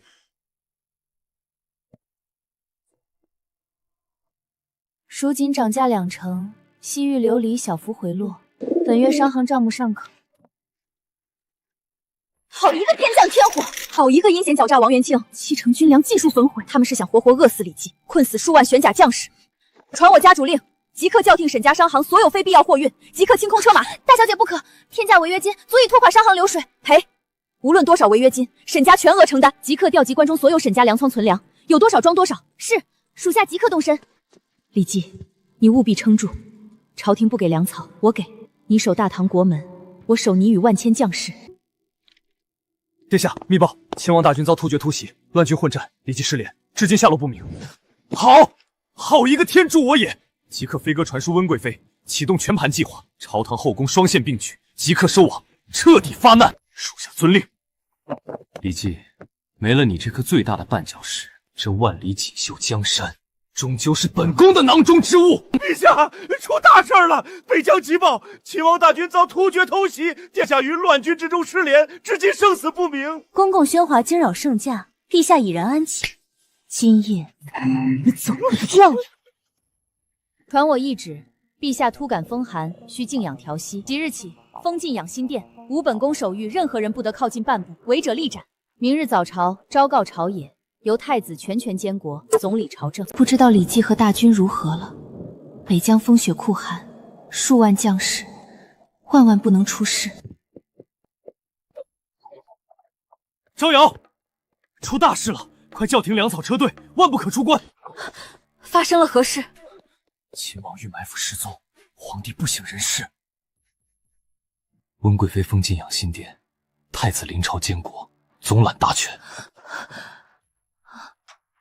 运粮出关已成私运军械，不知李绩万千不服，沈家满门倾覆。我若不送粮，数万骑兵必死的无疑。你送了，沈家数百口人陪葬，不值得。值得。传令元宝，粮草车队原地待命。你要放弃？放弃驰援，便是坐以待毙。粮草暂缓出关，保全沈家，私道不停。分装轻骑小队，昼伏夜行，绕开关卡，明面暗地里，我要让玄甲军有医有药有粮。父皇昏迷，朝局进长，秦王失联，如今这天下已然是你我囊中之物。如今只需静待沈招摇出错即可。他重情重义，必然会铤而走险私送粮草。届时本宫即刻下令拿下沈氏满门，坐实他私通边将、蓄意谋逆的铁罪。这般一来，就算李绩侥幸从北疆死战逃回，失了沈家外援，身负谋逆牵连，依旧是必死之举。殿下布局缜密，大事已成，臣妾自然信服。只是不知殿下打算如何处置靖王？你说那个病秧子晋王，突然提他做事。他自落地之日，太医便断言他体虚短命，活不过25岁。如今算来，仅剩1年余寿。况且他常年被养在净水湖院，本宫上一次见他已是3年之前。殿下就不怕他蛰伏多年，骤然出世夺权，坏了你全盘大计？纵横朝野、战功赫赫的秦王李绩都沦为本宫手下败将，何况一个常年咳血的病秧子？贵妃多虑了，他翻不起任何风浪，不足为惧。陛下龙体为和，即日起，太子殿下全权监国。臣等参见太子殿下，殿下千岁千岁千千岁。平身。前日急报，秦王军遭突厥突袭，李绩失联，边关粮草遭火焚毁，数万将士困于风雪，众卿可有良策？殿下，臣启奏，北疆粮队失火，事有蹊跷。秦王玄甲军素来精锐，断不至轻易遭突厥围困失联，恳请殿下彻查火情，速发援军北上接应秦王。突厥蓄谋已久，秦王一时失利，亦是情理之中。如今国库空虚，粮草紧缺，暂缓北上驰援，静待局势明朗。殿下英明，天灾祸事接踵而来，贸然出兵，徒增死伤。另有京中沈家商行财势庞大，近日频繁私运物资，形迹可疑。所言极是，传我令，城防司严守各门水陆关卡，大批车马物资出城者尽数扣押严查，重点盯防沈家商队，但凡私运粮草出关，以谋逆罪当场拿下。臣等遵令。大小姐诸事也按吩咐办妥，物资尽数拆分，7支小队分走7条密道，昼伏夜行，绕开关卡，分批送往玄甲军大营。只是眼下各处关卡盘查森严，各队行路凶险，随时可能被劫查。诸位皆是跟随沈家多年的老人，此行凶险万分，株连家眷。此刻但凡想要退去者，径直离去便可，沈家绝不追责，且会妥善安顿诸位家人。我等受沈家恩惠多年，愿追随大小姐，誓死相随。多谢各位仗义互助，切记行事低调，遇官兵盘查尽量避让，切勿硬碰。物资先送缺粮军营，再运药材棉衣，转告边关将士，朝廷粮草虽断，沈家不会断供，天下百姓永记戍边之人。你终究还是选了最难走的一条路。如今太子盯着你，一旦暴露，沈家100年基业毁于一旦。我从没想过退路。李绩在前方护着万里河山，我在后方护他与数万将士，祸福相依，无怨无悔。出发，分批启程，各自保重。是。李绩再坚持几日，补给马上到。所有权谋算计，我陪你一起扛。王爷，突厥主力被我们引至前方山谷，可长久对峙下去，我军粮草不济，恐难支撑。另有京中急报，太子监国，各处宽甲封禁，外援不见，全数断绝。本王知晓，王元庆纵火，是朝堂之人蓄意断我粮草，内外突袭，意图将我玄甲军全歼于北疆。启禀王爷，按线来报，沈大小姐遣数支轻骑绕过关卡，私运粮草、寒衣、药材驰援，不出3日便能抵达营外。招摇，有沈家补给到来，我军便能稳住局势。我们即刻整军，配合沈小姐的队伍，夹击突厥。全军听令，将士们，朝中奸佞作祟，断我粮草，外敌犯境，欲亡我大军。但天下百姓忠义之士未曾弃我，再撑3日，待到补给抵达，便随本王杀出峡谷，击退突厥。愿随王爷死战。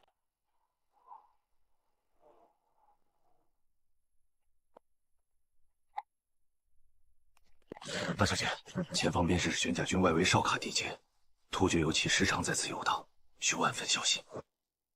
传令众人熄灭火光，放缓行速，分散靠拢，优先护住粮草药材。若遇敌军，切勿缠斗，保物资向大营突围。是。拦住他们！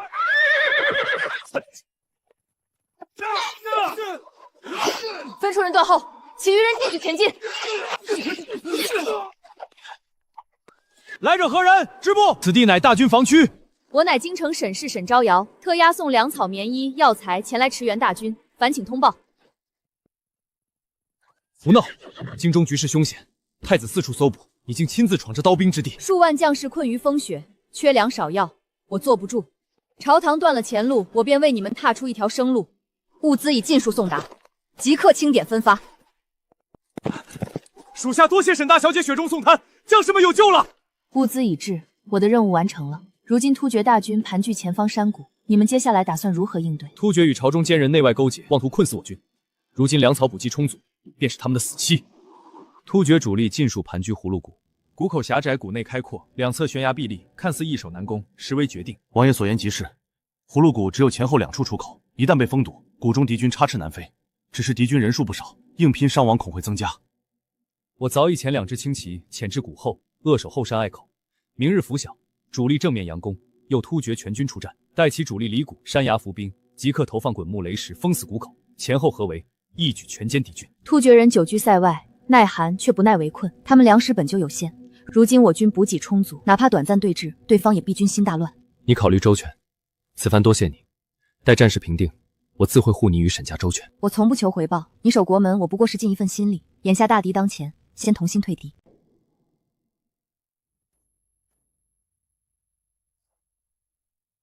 将士们，外敌入侵，犯我疆土，如今粮草充足，军心已定，随我杀退外敌，扬我大唐军威！杀！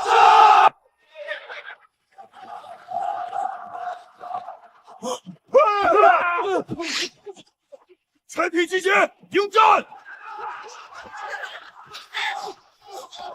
全军出击，冲散他们的阵型！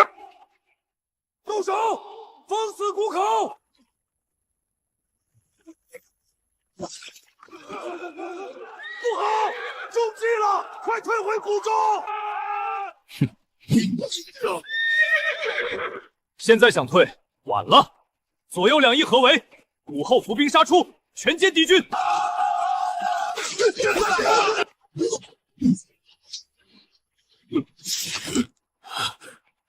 犯我大唐边境，今日便是你的死期！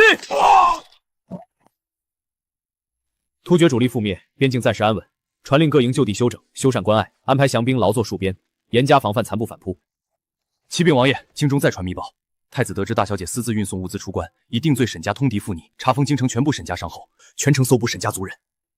好狠毒的手段，分明是栽赃陷害！王爷，我等即刻整军挥师回京，捉拿奸贼。不可贸然起兵，我手握边关重兵，一旦大军贸然回京，便正中太子下怀，坐实藩王逼宫、意图谋反的罪名。他本意就是逼我们兵戈相对。如今沈家商号进封，族人遭围，所幸我早做部署，族中核心人手与老弱早已疏散，并未落入圈套。派人快马入京奏明北疆之事，以大捷动摇朝堂人心，再挑选数十名精锐死士，乔装分批潜入京城，暗中联络旧臣，而我只需在这里等待。此发稳妥。我手下已有一批商行暗线，可与你的人会合，互通消息，里应外合。京中已是险地，你不能再回去。北疆军营暂时安全，你便在此暂住，待京城局势明朗再说。那我便先留在此地，拓展我的商业版图。我去找账房先生。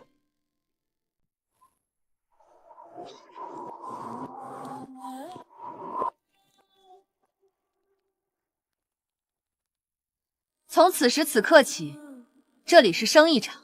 招摇，你这是唱的哪一出戏？诸位现在思索的，归根结底2件事：其一，挫突厥蛮族锐气；其二，忌惮粮草不足，无力支撑战事。若是我有一计，既能逼突厥俯首求饶，又能日进斗金，诸位意下如何？殿下，我早已核算完毕，发兵5万远征突厥王庭，粮草供应马匹损耗，阵亡抚恤兵器补给，保底耗费白银200万两，耗资巨大。可换我之法，发动羊毛战争，仅需20万两便可成事。羊毛战争，细说详情。突厥族水草游牧，物产匮乏，唯羊群繁盛，往年南下劫掠，只为求取中原粮米、铁器、茶叶谋生。我们高价收购突厥羊毛，令其以羊毛易物资，不必动兵，便可安稳度日，边境自安，衣食无忧，安稳得利。他们还会提刀南下，以命搏物资吗？万万不可！突厥羊毛粗硬山重，中原无人使用，高价收购空耗国库，得不偿失。我商行有去山味工艺，羊毛经加工后做成上等毛料，销往中原各地。我欲垄断草原畜牧，磨灭突厥尚武之心。待牧民靠羊毛谋生后，市价由我掌控，价高则部族富足，价低则全境饥寒。突厥唯有俯首称臣。施行此计，你需要多少银两？原定远征军费30%即可。殿下万万不可！这笔军饷是采买剑士、抚恤王兵的专款，全军性命岂能赌在羊毛之上？传本王令，即刻暂停全域针对突厥大规模征伐战事，全军原地驻守，转入被动防御态势。殿下万岁！闭嘴！即日起，秦王全军粮草军饷交由沈昭阳统筹。原定30万两构建抚恤银，尽数移交沈家商行，用作羊毛册启动资金。手脚都麻利些，木牌给我立高点。字儿描清楚，方圆10里牧民都得看清咱们沈家的诚意。喂，汉人，你们大唐无事可做，跑来草原收垃圾，羊毛又臭又硬，你们要来何用？还要花钱买，跟野草一样，想要自己捡便是，何必出钱？诸位见笑，诸位瞧不上的羊毛，与我行都是好物。新旧羊毛尽数收购，1斤10文，当场过秤，现银结清，绝不欺瞒。我不信，世上没有凭空掉馅饼的好事。 定是哄我们运来羊毛，必是圈套，花钱收破烂，除非是疯子。可是，我这袋是攒了3年的旧羊毛，里头混着羊粪渣，你们当真收？老巴图，你糊涂，拿这种赃物上去丢人，收？怎么能不收？连带120斤，去皮折算110斤，账房给老丈结账。老丈，1100文，这坛烈酒是送的开业彩头，您收好。这坛酒抵得上我半条命啊！是真的，全是真的，是送钱财的财神爷，还愣着做甚？归家拆羊毛船店，尽数截去干回，所有羊截取羊毛送来。瞧见没有？ 这便是降维打击。只要利益给顾，再凶狠的野狼，也会变成争抢草绿的绵羊。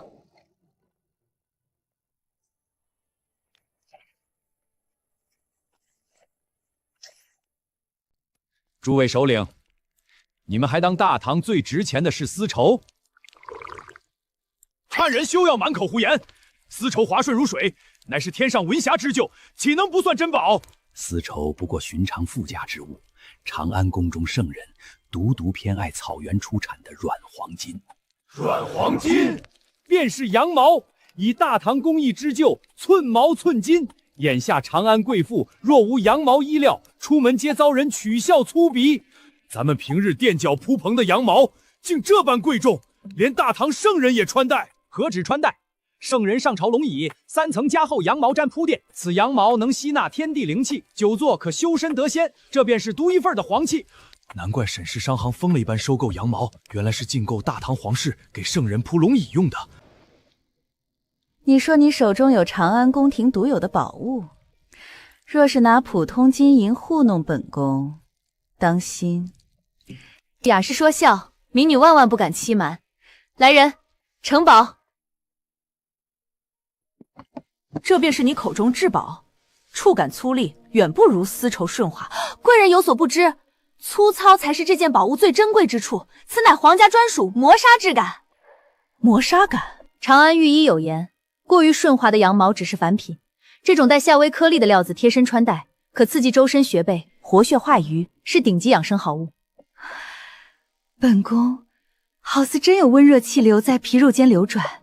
这件是民女托宫中内线才拿到的限量款，全天下仅有3件，唯有娘娘这般华贵容貌，才配得上此等皇家至宝。开价，这件本宫要了。本是无价之宝，未遇雅士结一份善缘，500两黄金，或是5000头上等肥羊便可带走。成交。姐姐身上这件织物。 看着好生特别，妹妹眼界浅了。这是长安当下最珍贵的雪域云纱，圣人同款，仅此一件，价值胜过你们所有人身上丝绸总和。原来这便是传闻中的软黄金，听闻常穿能常驻青春。娘娘福气滔天，这般珍宝都能收入囊中。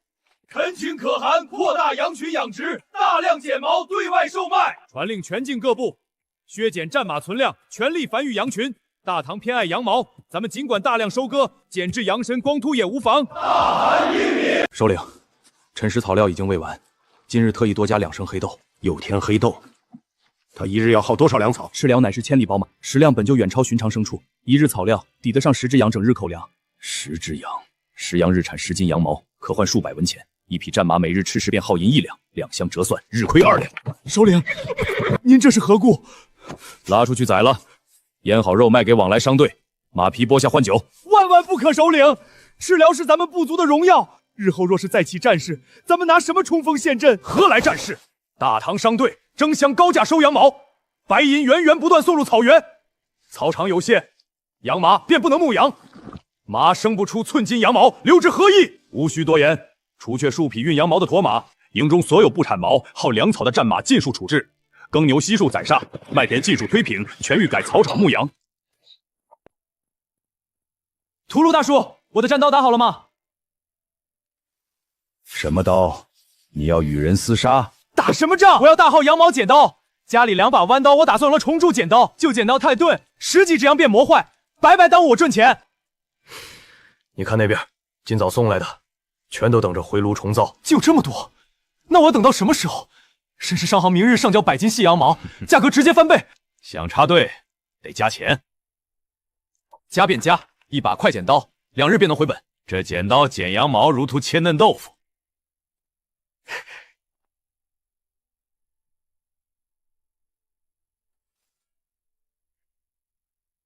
多好一把刀！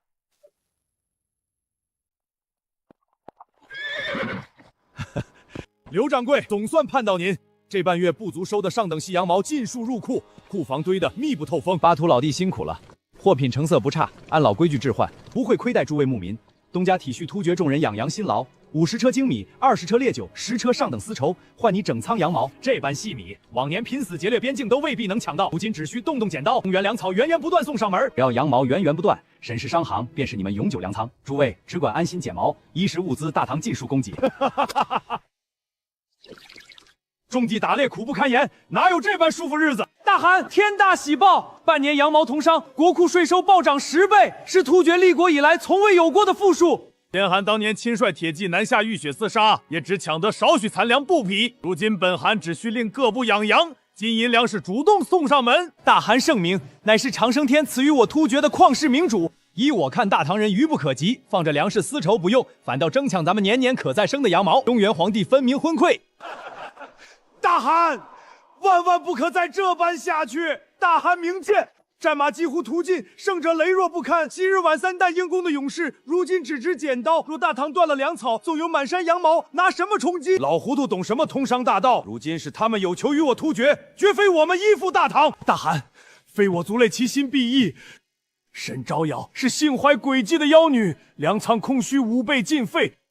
他日战事一开，我突厥便是任人宰割的羔羊。住口！我看你是老迈昏聩，见不得突厥富强，满脑子穷兵黩武的旧念头。来人，把这老匹夫拖出去，押去羊圈反省。吾本汗诏令，永不准踏入王帐，莫要扫了众人雅兴。此乃亡国之兆啊！时机已到，军中将士请命，只需关停收购点，草原半月必乱，届时不战可收复突厥全境。牧民本无过错。半载以来，草原百姓弃割牧羊，以羊毛老少衣食皆足，日子安稳实在。我要制衡的是突厥权贵的贪欲，从无意伤及底层牧民。诸贵族乱草原役，安民心难。若强行断世通商，受苦的唯有只求温饱的牧民。我不求屠戮草原断绝生路，只求突厥永息干戈，两国平等通商，边关再无纷争。你想亲自入王帐？是，我去会一会这位自负自大的突厥可汗。沈掌柜，孤身入我王庭，胆子不小。本汗知道你是想来拿捏突厥，断我们财路，对不对？如今我突厥羊毛垄断中原货源，你们大唐离不开草原羊毛，要断通商，大可试试。最后苦的是大唐归附于朝堂。大汗误会了，我今日前来，从不是为了断财路，是为了给突厥、给两国百姓谋长久富贵。我且问诸位首领，半年通商赚钱的是谁？我再问大汗，如今草场尽数养羊，战马锐减，若是隔壁漠北蛮族趁虚而入，劫掠牧民羊群，你们拿什么御敌？拿手里的剪刀，还是靠商行随时送来的米粮？我带来3份互利盟约，大汗可任选，双赢共生。说来听听。1. 定价公允，大唐边境官办互市，沈氏商行直收牧民羊毛，收购价只涨不压，灾年兜底。2. 文武兼顾，突厥无需尽弃战马复羊，分治草场，一半务马练兵，一半蓄养产毛。大汗想要的王权强盛，从不是靠掠夺中原百姓换来，而是草原子民安居乐业，部族安稳无战乱。3. 大唐传授羊毛织造之术，另授抗旱植植草、体虫防疫之法，减免灾疫损伤。此前突厥只卖低价原料，利润大半被沈氏商行赚取，若是可以就地加工，国库收入何止10倍涨幅？你这般让利大唐，大唐能得到什么？大唐只求2件事：第一，边关永久停战，两国百姓自由往来通商，互通有无。突厥取缔激进仗战贵族，不得煽动牧民仇视中原。边关开设学堂，两国民风相融，世代交好。若是我拒不签约，执意备战南下呢？大汗不妨一试。牧民皆以通商为生，无心战事，战马军械不足，主战难获人心。我无需动兵，只需保全牧人生计，草原民心自安，战乱不生。本汗签约。自此，突厥弃劫掠之路，行通商之道，与大唐永结盟国。盟约字字公正，可本汗有一事顾虑。长久以来，各部贵族掌控草场，管控羊毛交易积微已久。若是强行改制，恐部族内乱，殃及牧民。大汗不必强压贵族，我早已备好折中办法，不伤贵族根基，不扰牧民人生计，平稳改制即可。第一，设草原通商司，由右贤王联合牧民代表2名中立贵族共管，收毛定价，镇粮全城公开，账目每日公示，严禁私下压价克扣。1、熔毁兵器，不涉及民生铁器。如今通商往来，每户可平价减毛。农耕器具不必毁掉祖传兵刃，不足保留护边骑兵。粮草由通商税拨付，不待几站放牧草场。第3，设立草场均分令，牧民免费申领公用草场。贵族私有草场划定边界，不可肆意吞并平民草场养羊，从根源稳住草原民心。此法万全，既约束贪奢权贵，又留营生之路，不致逼反部族上层，以保全牧民生计，两全无害。传令全境，即刻遵照盟约改制，释放所有关押牧民，归还平民草场，重启演武场，适龄青壮，半日牧羊，半日习武护边，文武兼顾，农商共生。当初军中人人劝你断粮收网，覆灭突厥，唯有你执意通商缔约。如今看来，你的谋局远胜沙场百战。杀伐只得一时嗔服，互利方能长治久安。我起初推行羊毛收购，并非灭突厥，牧民求温饱，可汗求权稳，大唐求边安，循各方所求，铺共赢之路，方能免战火流血。如今突厥开设大唐学堂，还同共学文字礼仪，大唐工坊吸纳突厥学徒，传授织造艺艺，边关再无烽烟。往后沈氏商行会逐年调低羊毛织造溢价，帮扶草原搭建本土商号，让草原不必依附中原粮货，自给自足，平等共生。大小姐，现下城门盘查急严，贸然入城难如登天，不如我们回突厥吧。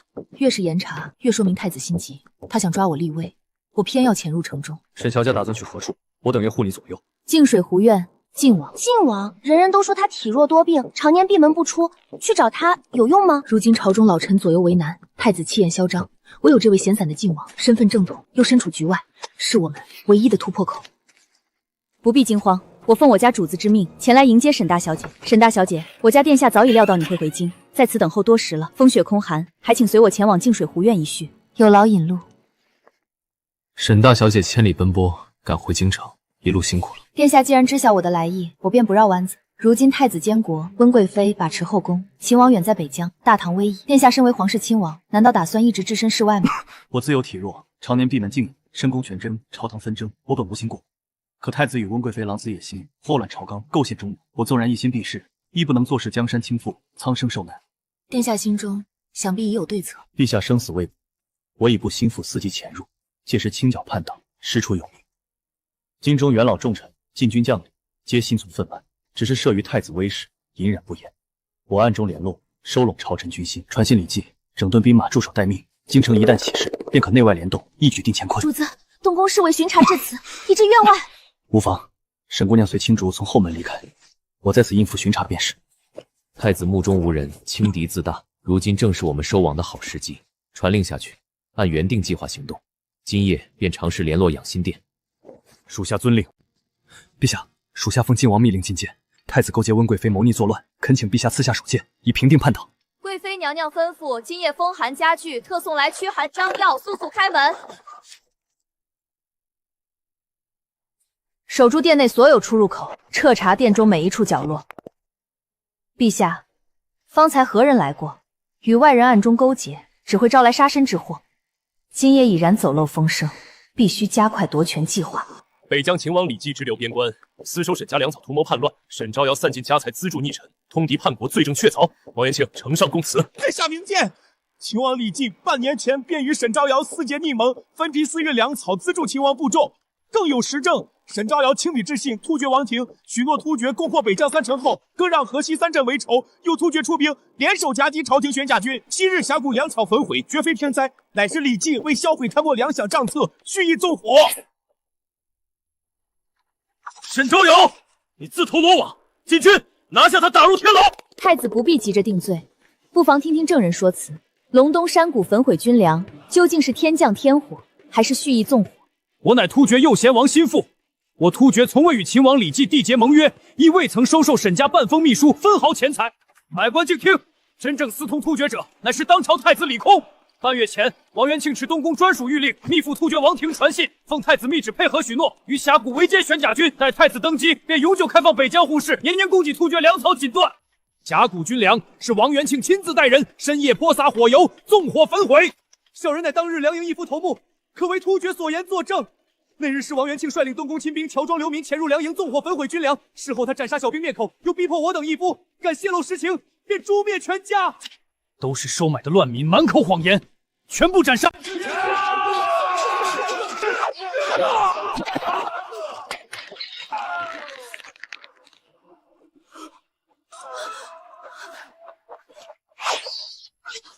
放肆！本宫当朝贵妃，尔等贱民也敢拘禁皇族！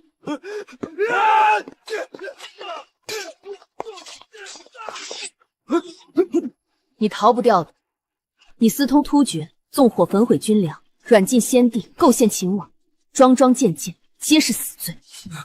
我是储君，这万里江山本就该属于我。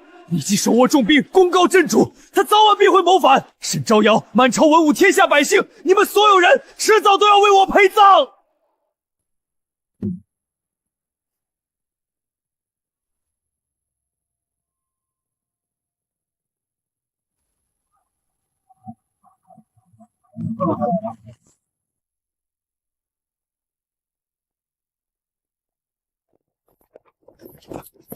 来人，取重律枷锁，锁押太子李空、温贵妃、从逆王元庆3人，打入天牢密狱，严加审讯看管。王爷，养心殿急讯，先帝被贵妃断绝饮食，已于今日卯时龙驾平天。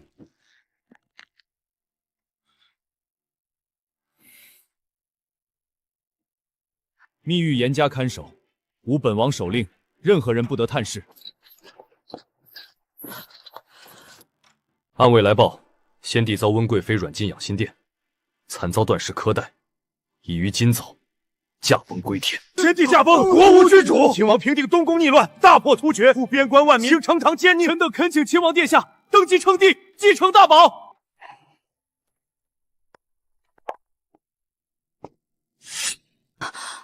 小花，靖王花梦野，原来是一个人，真是我的好二哥。诸位不必推举秦王，先帝留有正统遗诏在此。先帝诏：太子心性阴狠，私通外敌，构陷忠良，祸乱朝纲，难成皇位。皇二子晋王潜以事情，心忧社稷，破东宫奸谋，德才兼备，可继大统。朕崩后，传位于晋王，则即日登基，总揽朝政。二哥筹谋全局，手握先帝遗诏，承天命继位，为正统君主。臣愿舍弃朝堂全权，窃取京中权责。北疆历经战乱，边防不可一日无重兵镇守，此生镇守山河，守万里疆土安宁。小花，知己难求，旁人或许辨不出真伪，可这所谓先帝传位诏书，分明是临摹先帝笔迹的伪诏，我怎会看不出来？你是来看我笑话的？我来搜你的最后一程。我气贯三千，却亲手当做文氏全族。千桶酒，无痛速死。妾室自诩，我悔，我后悔。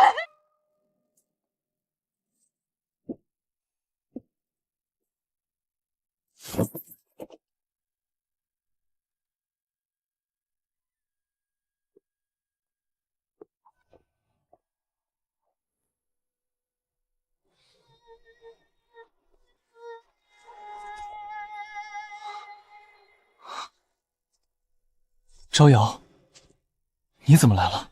我来陪你。圣旨到，奉天承运，裁撤北疆3城军饷，封禁铁器药材。沈氏嫡女招摇即刻回京，册立为皇后。钦此。他坐拥万里江山，为何偏偏胁迫我？只要沈姑娘回宫，边关粮草军械全数补发。若抗旨，清算秦王所有旧部，一日不回京，一日克扣边关精卫。招摇，无碍，我以我命换你自由。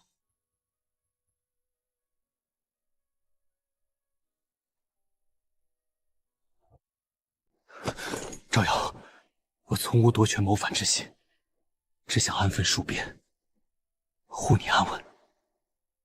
我不会赴死。他要求你为后，那我便献了这江山。无论你做什么，我都陪你。黄泉牢笼，江山博弈，我与你共进退。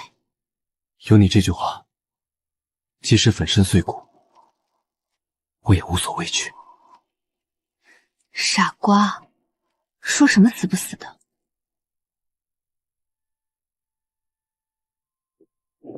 世人皆以为我折服夺权是贪95尊位，我只为拥有把你留在身边的资格。我可以善待边关，可以饶恕沈家，我只求你入宫做我的皇后，仅此而已。李靖能给你的我一样的。你明知我厌弃深宫牢笼，依旧以边关数万将士性命要挟，逼我妥协。你登基以来，无功于百姓，无德于朝臣，以私情乱国法，以皇权破苍生，你不配为君。今日兵败，大势已定。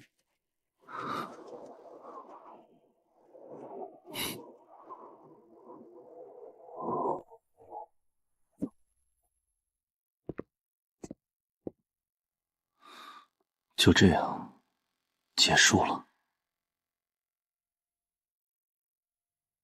我以为今日会有一场血战，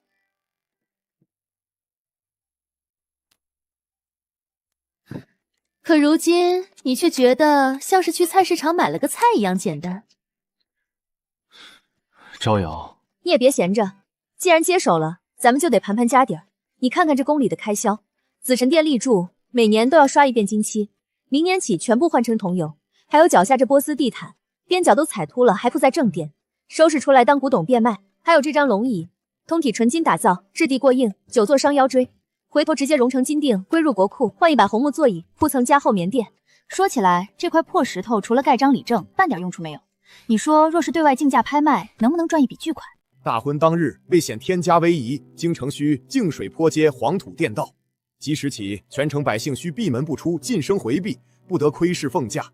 凡有喧哗走动者，按大不敬论处。娘娘，此处可是有何不妥？这皆是依照前朝祖制，半点不敢擅改。全是废话。娘娘，这是礼部全员熬夜，老臣连夜持笔拟定的大婚章程，您此举太过轻蔑礼制。赵大人，我是结婚，不是出殡，我要的是普天同庆，不是全城默哀。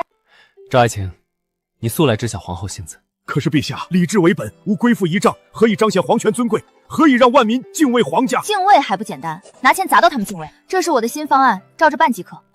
狂欢令，长安108方，方方都设流水席，皇亲流民、贩夫乞丐，不分贵贱，全员入席同乐。特评西域杂耍，江南戏团，朱雀大街连演3日3夜。胡闹，简直是胡闹！自古以来，皇室大婚尊贵之喜，从未与市井流民混杂同乐。此举有失皇家威仪。在这全城设宴，花销耗资滔天，老臣宁可撞死殿内，也绝不同意此令。没人让国库出钱，本次婚典所有花销，沈氏独家全资赞助，100万两定金在此，不够随时收取。办，必须全力筹办。娘娘心怀万人大义，与民同乐，才是盛世风骨。赵爱卿，方才你还说此举有失体统，不惜死谏。陛下此言差矣，万民温饱远胜虚浮礼制。娘娘乃是在世菩萨，老臣即刻督办。再加300口大锅布设城门，保障流落异乡之人皆能吃上热乎红烧肉。速传工部全员核算灶台搭建法子，务必省柴省力，量大管饱。取消3日宵禁，取消3日宵禁，大婚流水席全程免费吃。哈哈哈哈！回家拿盆儿，拿大盆儿，敞开吃红烧肉。都麻利点儿，这流水席的客人可等不及。大厨，这肉食源源不断，沈家库房难道取之不尽？沈家大管事发话，要让长安城内连耗子窝里都有油水。御膳房秘制叫花鸡，今日不限量，广购。吉时已到，迎皇后。陛下，请执红绸，引娘娘入殿，以正乾坤尊卑之序。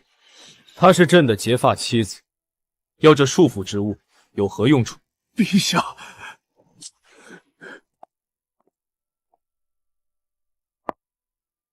这是凤冠下袍，重吗？回陛下，这是金钱的重量，沉是沉，但臣妾背得动，也背得起。陛下此举，就不怕明日御史台奏折如雪片般堆满于耳？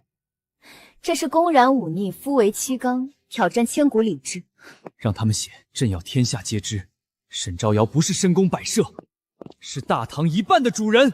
陛下记好，这盛世我永久续费。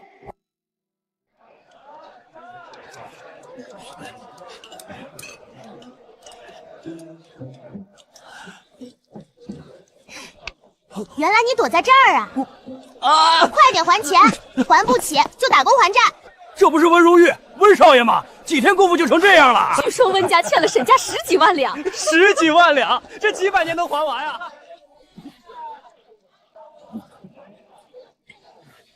看什么？说话！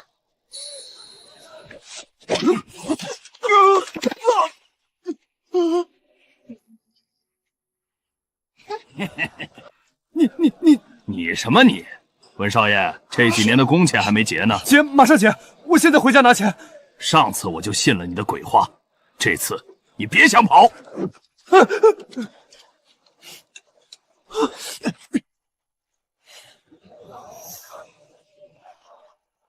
没办法啊，文少爷，沈家给的实在是太多了。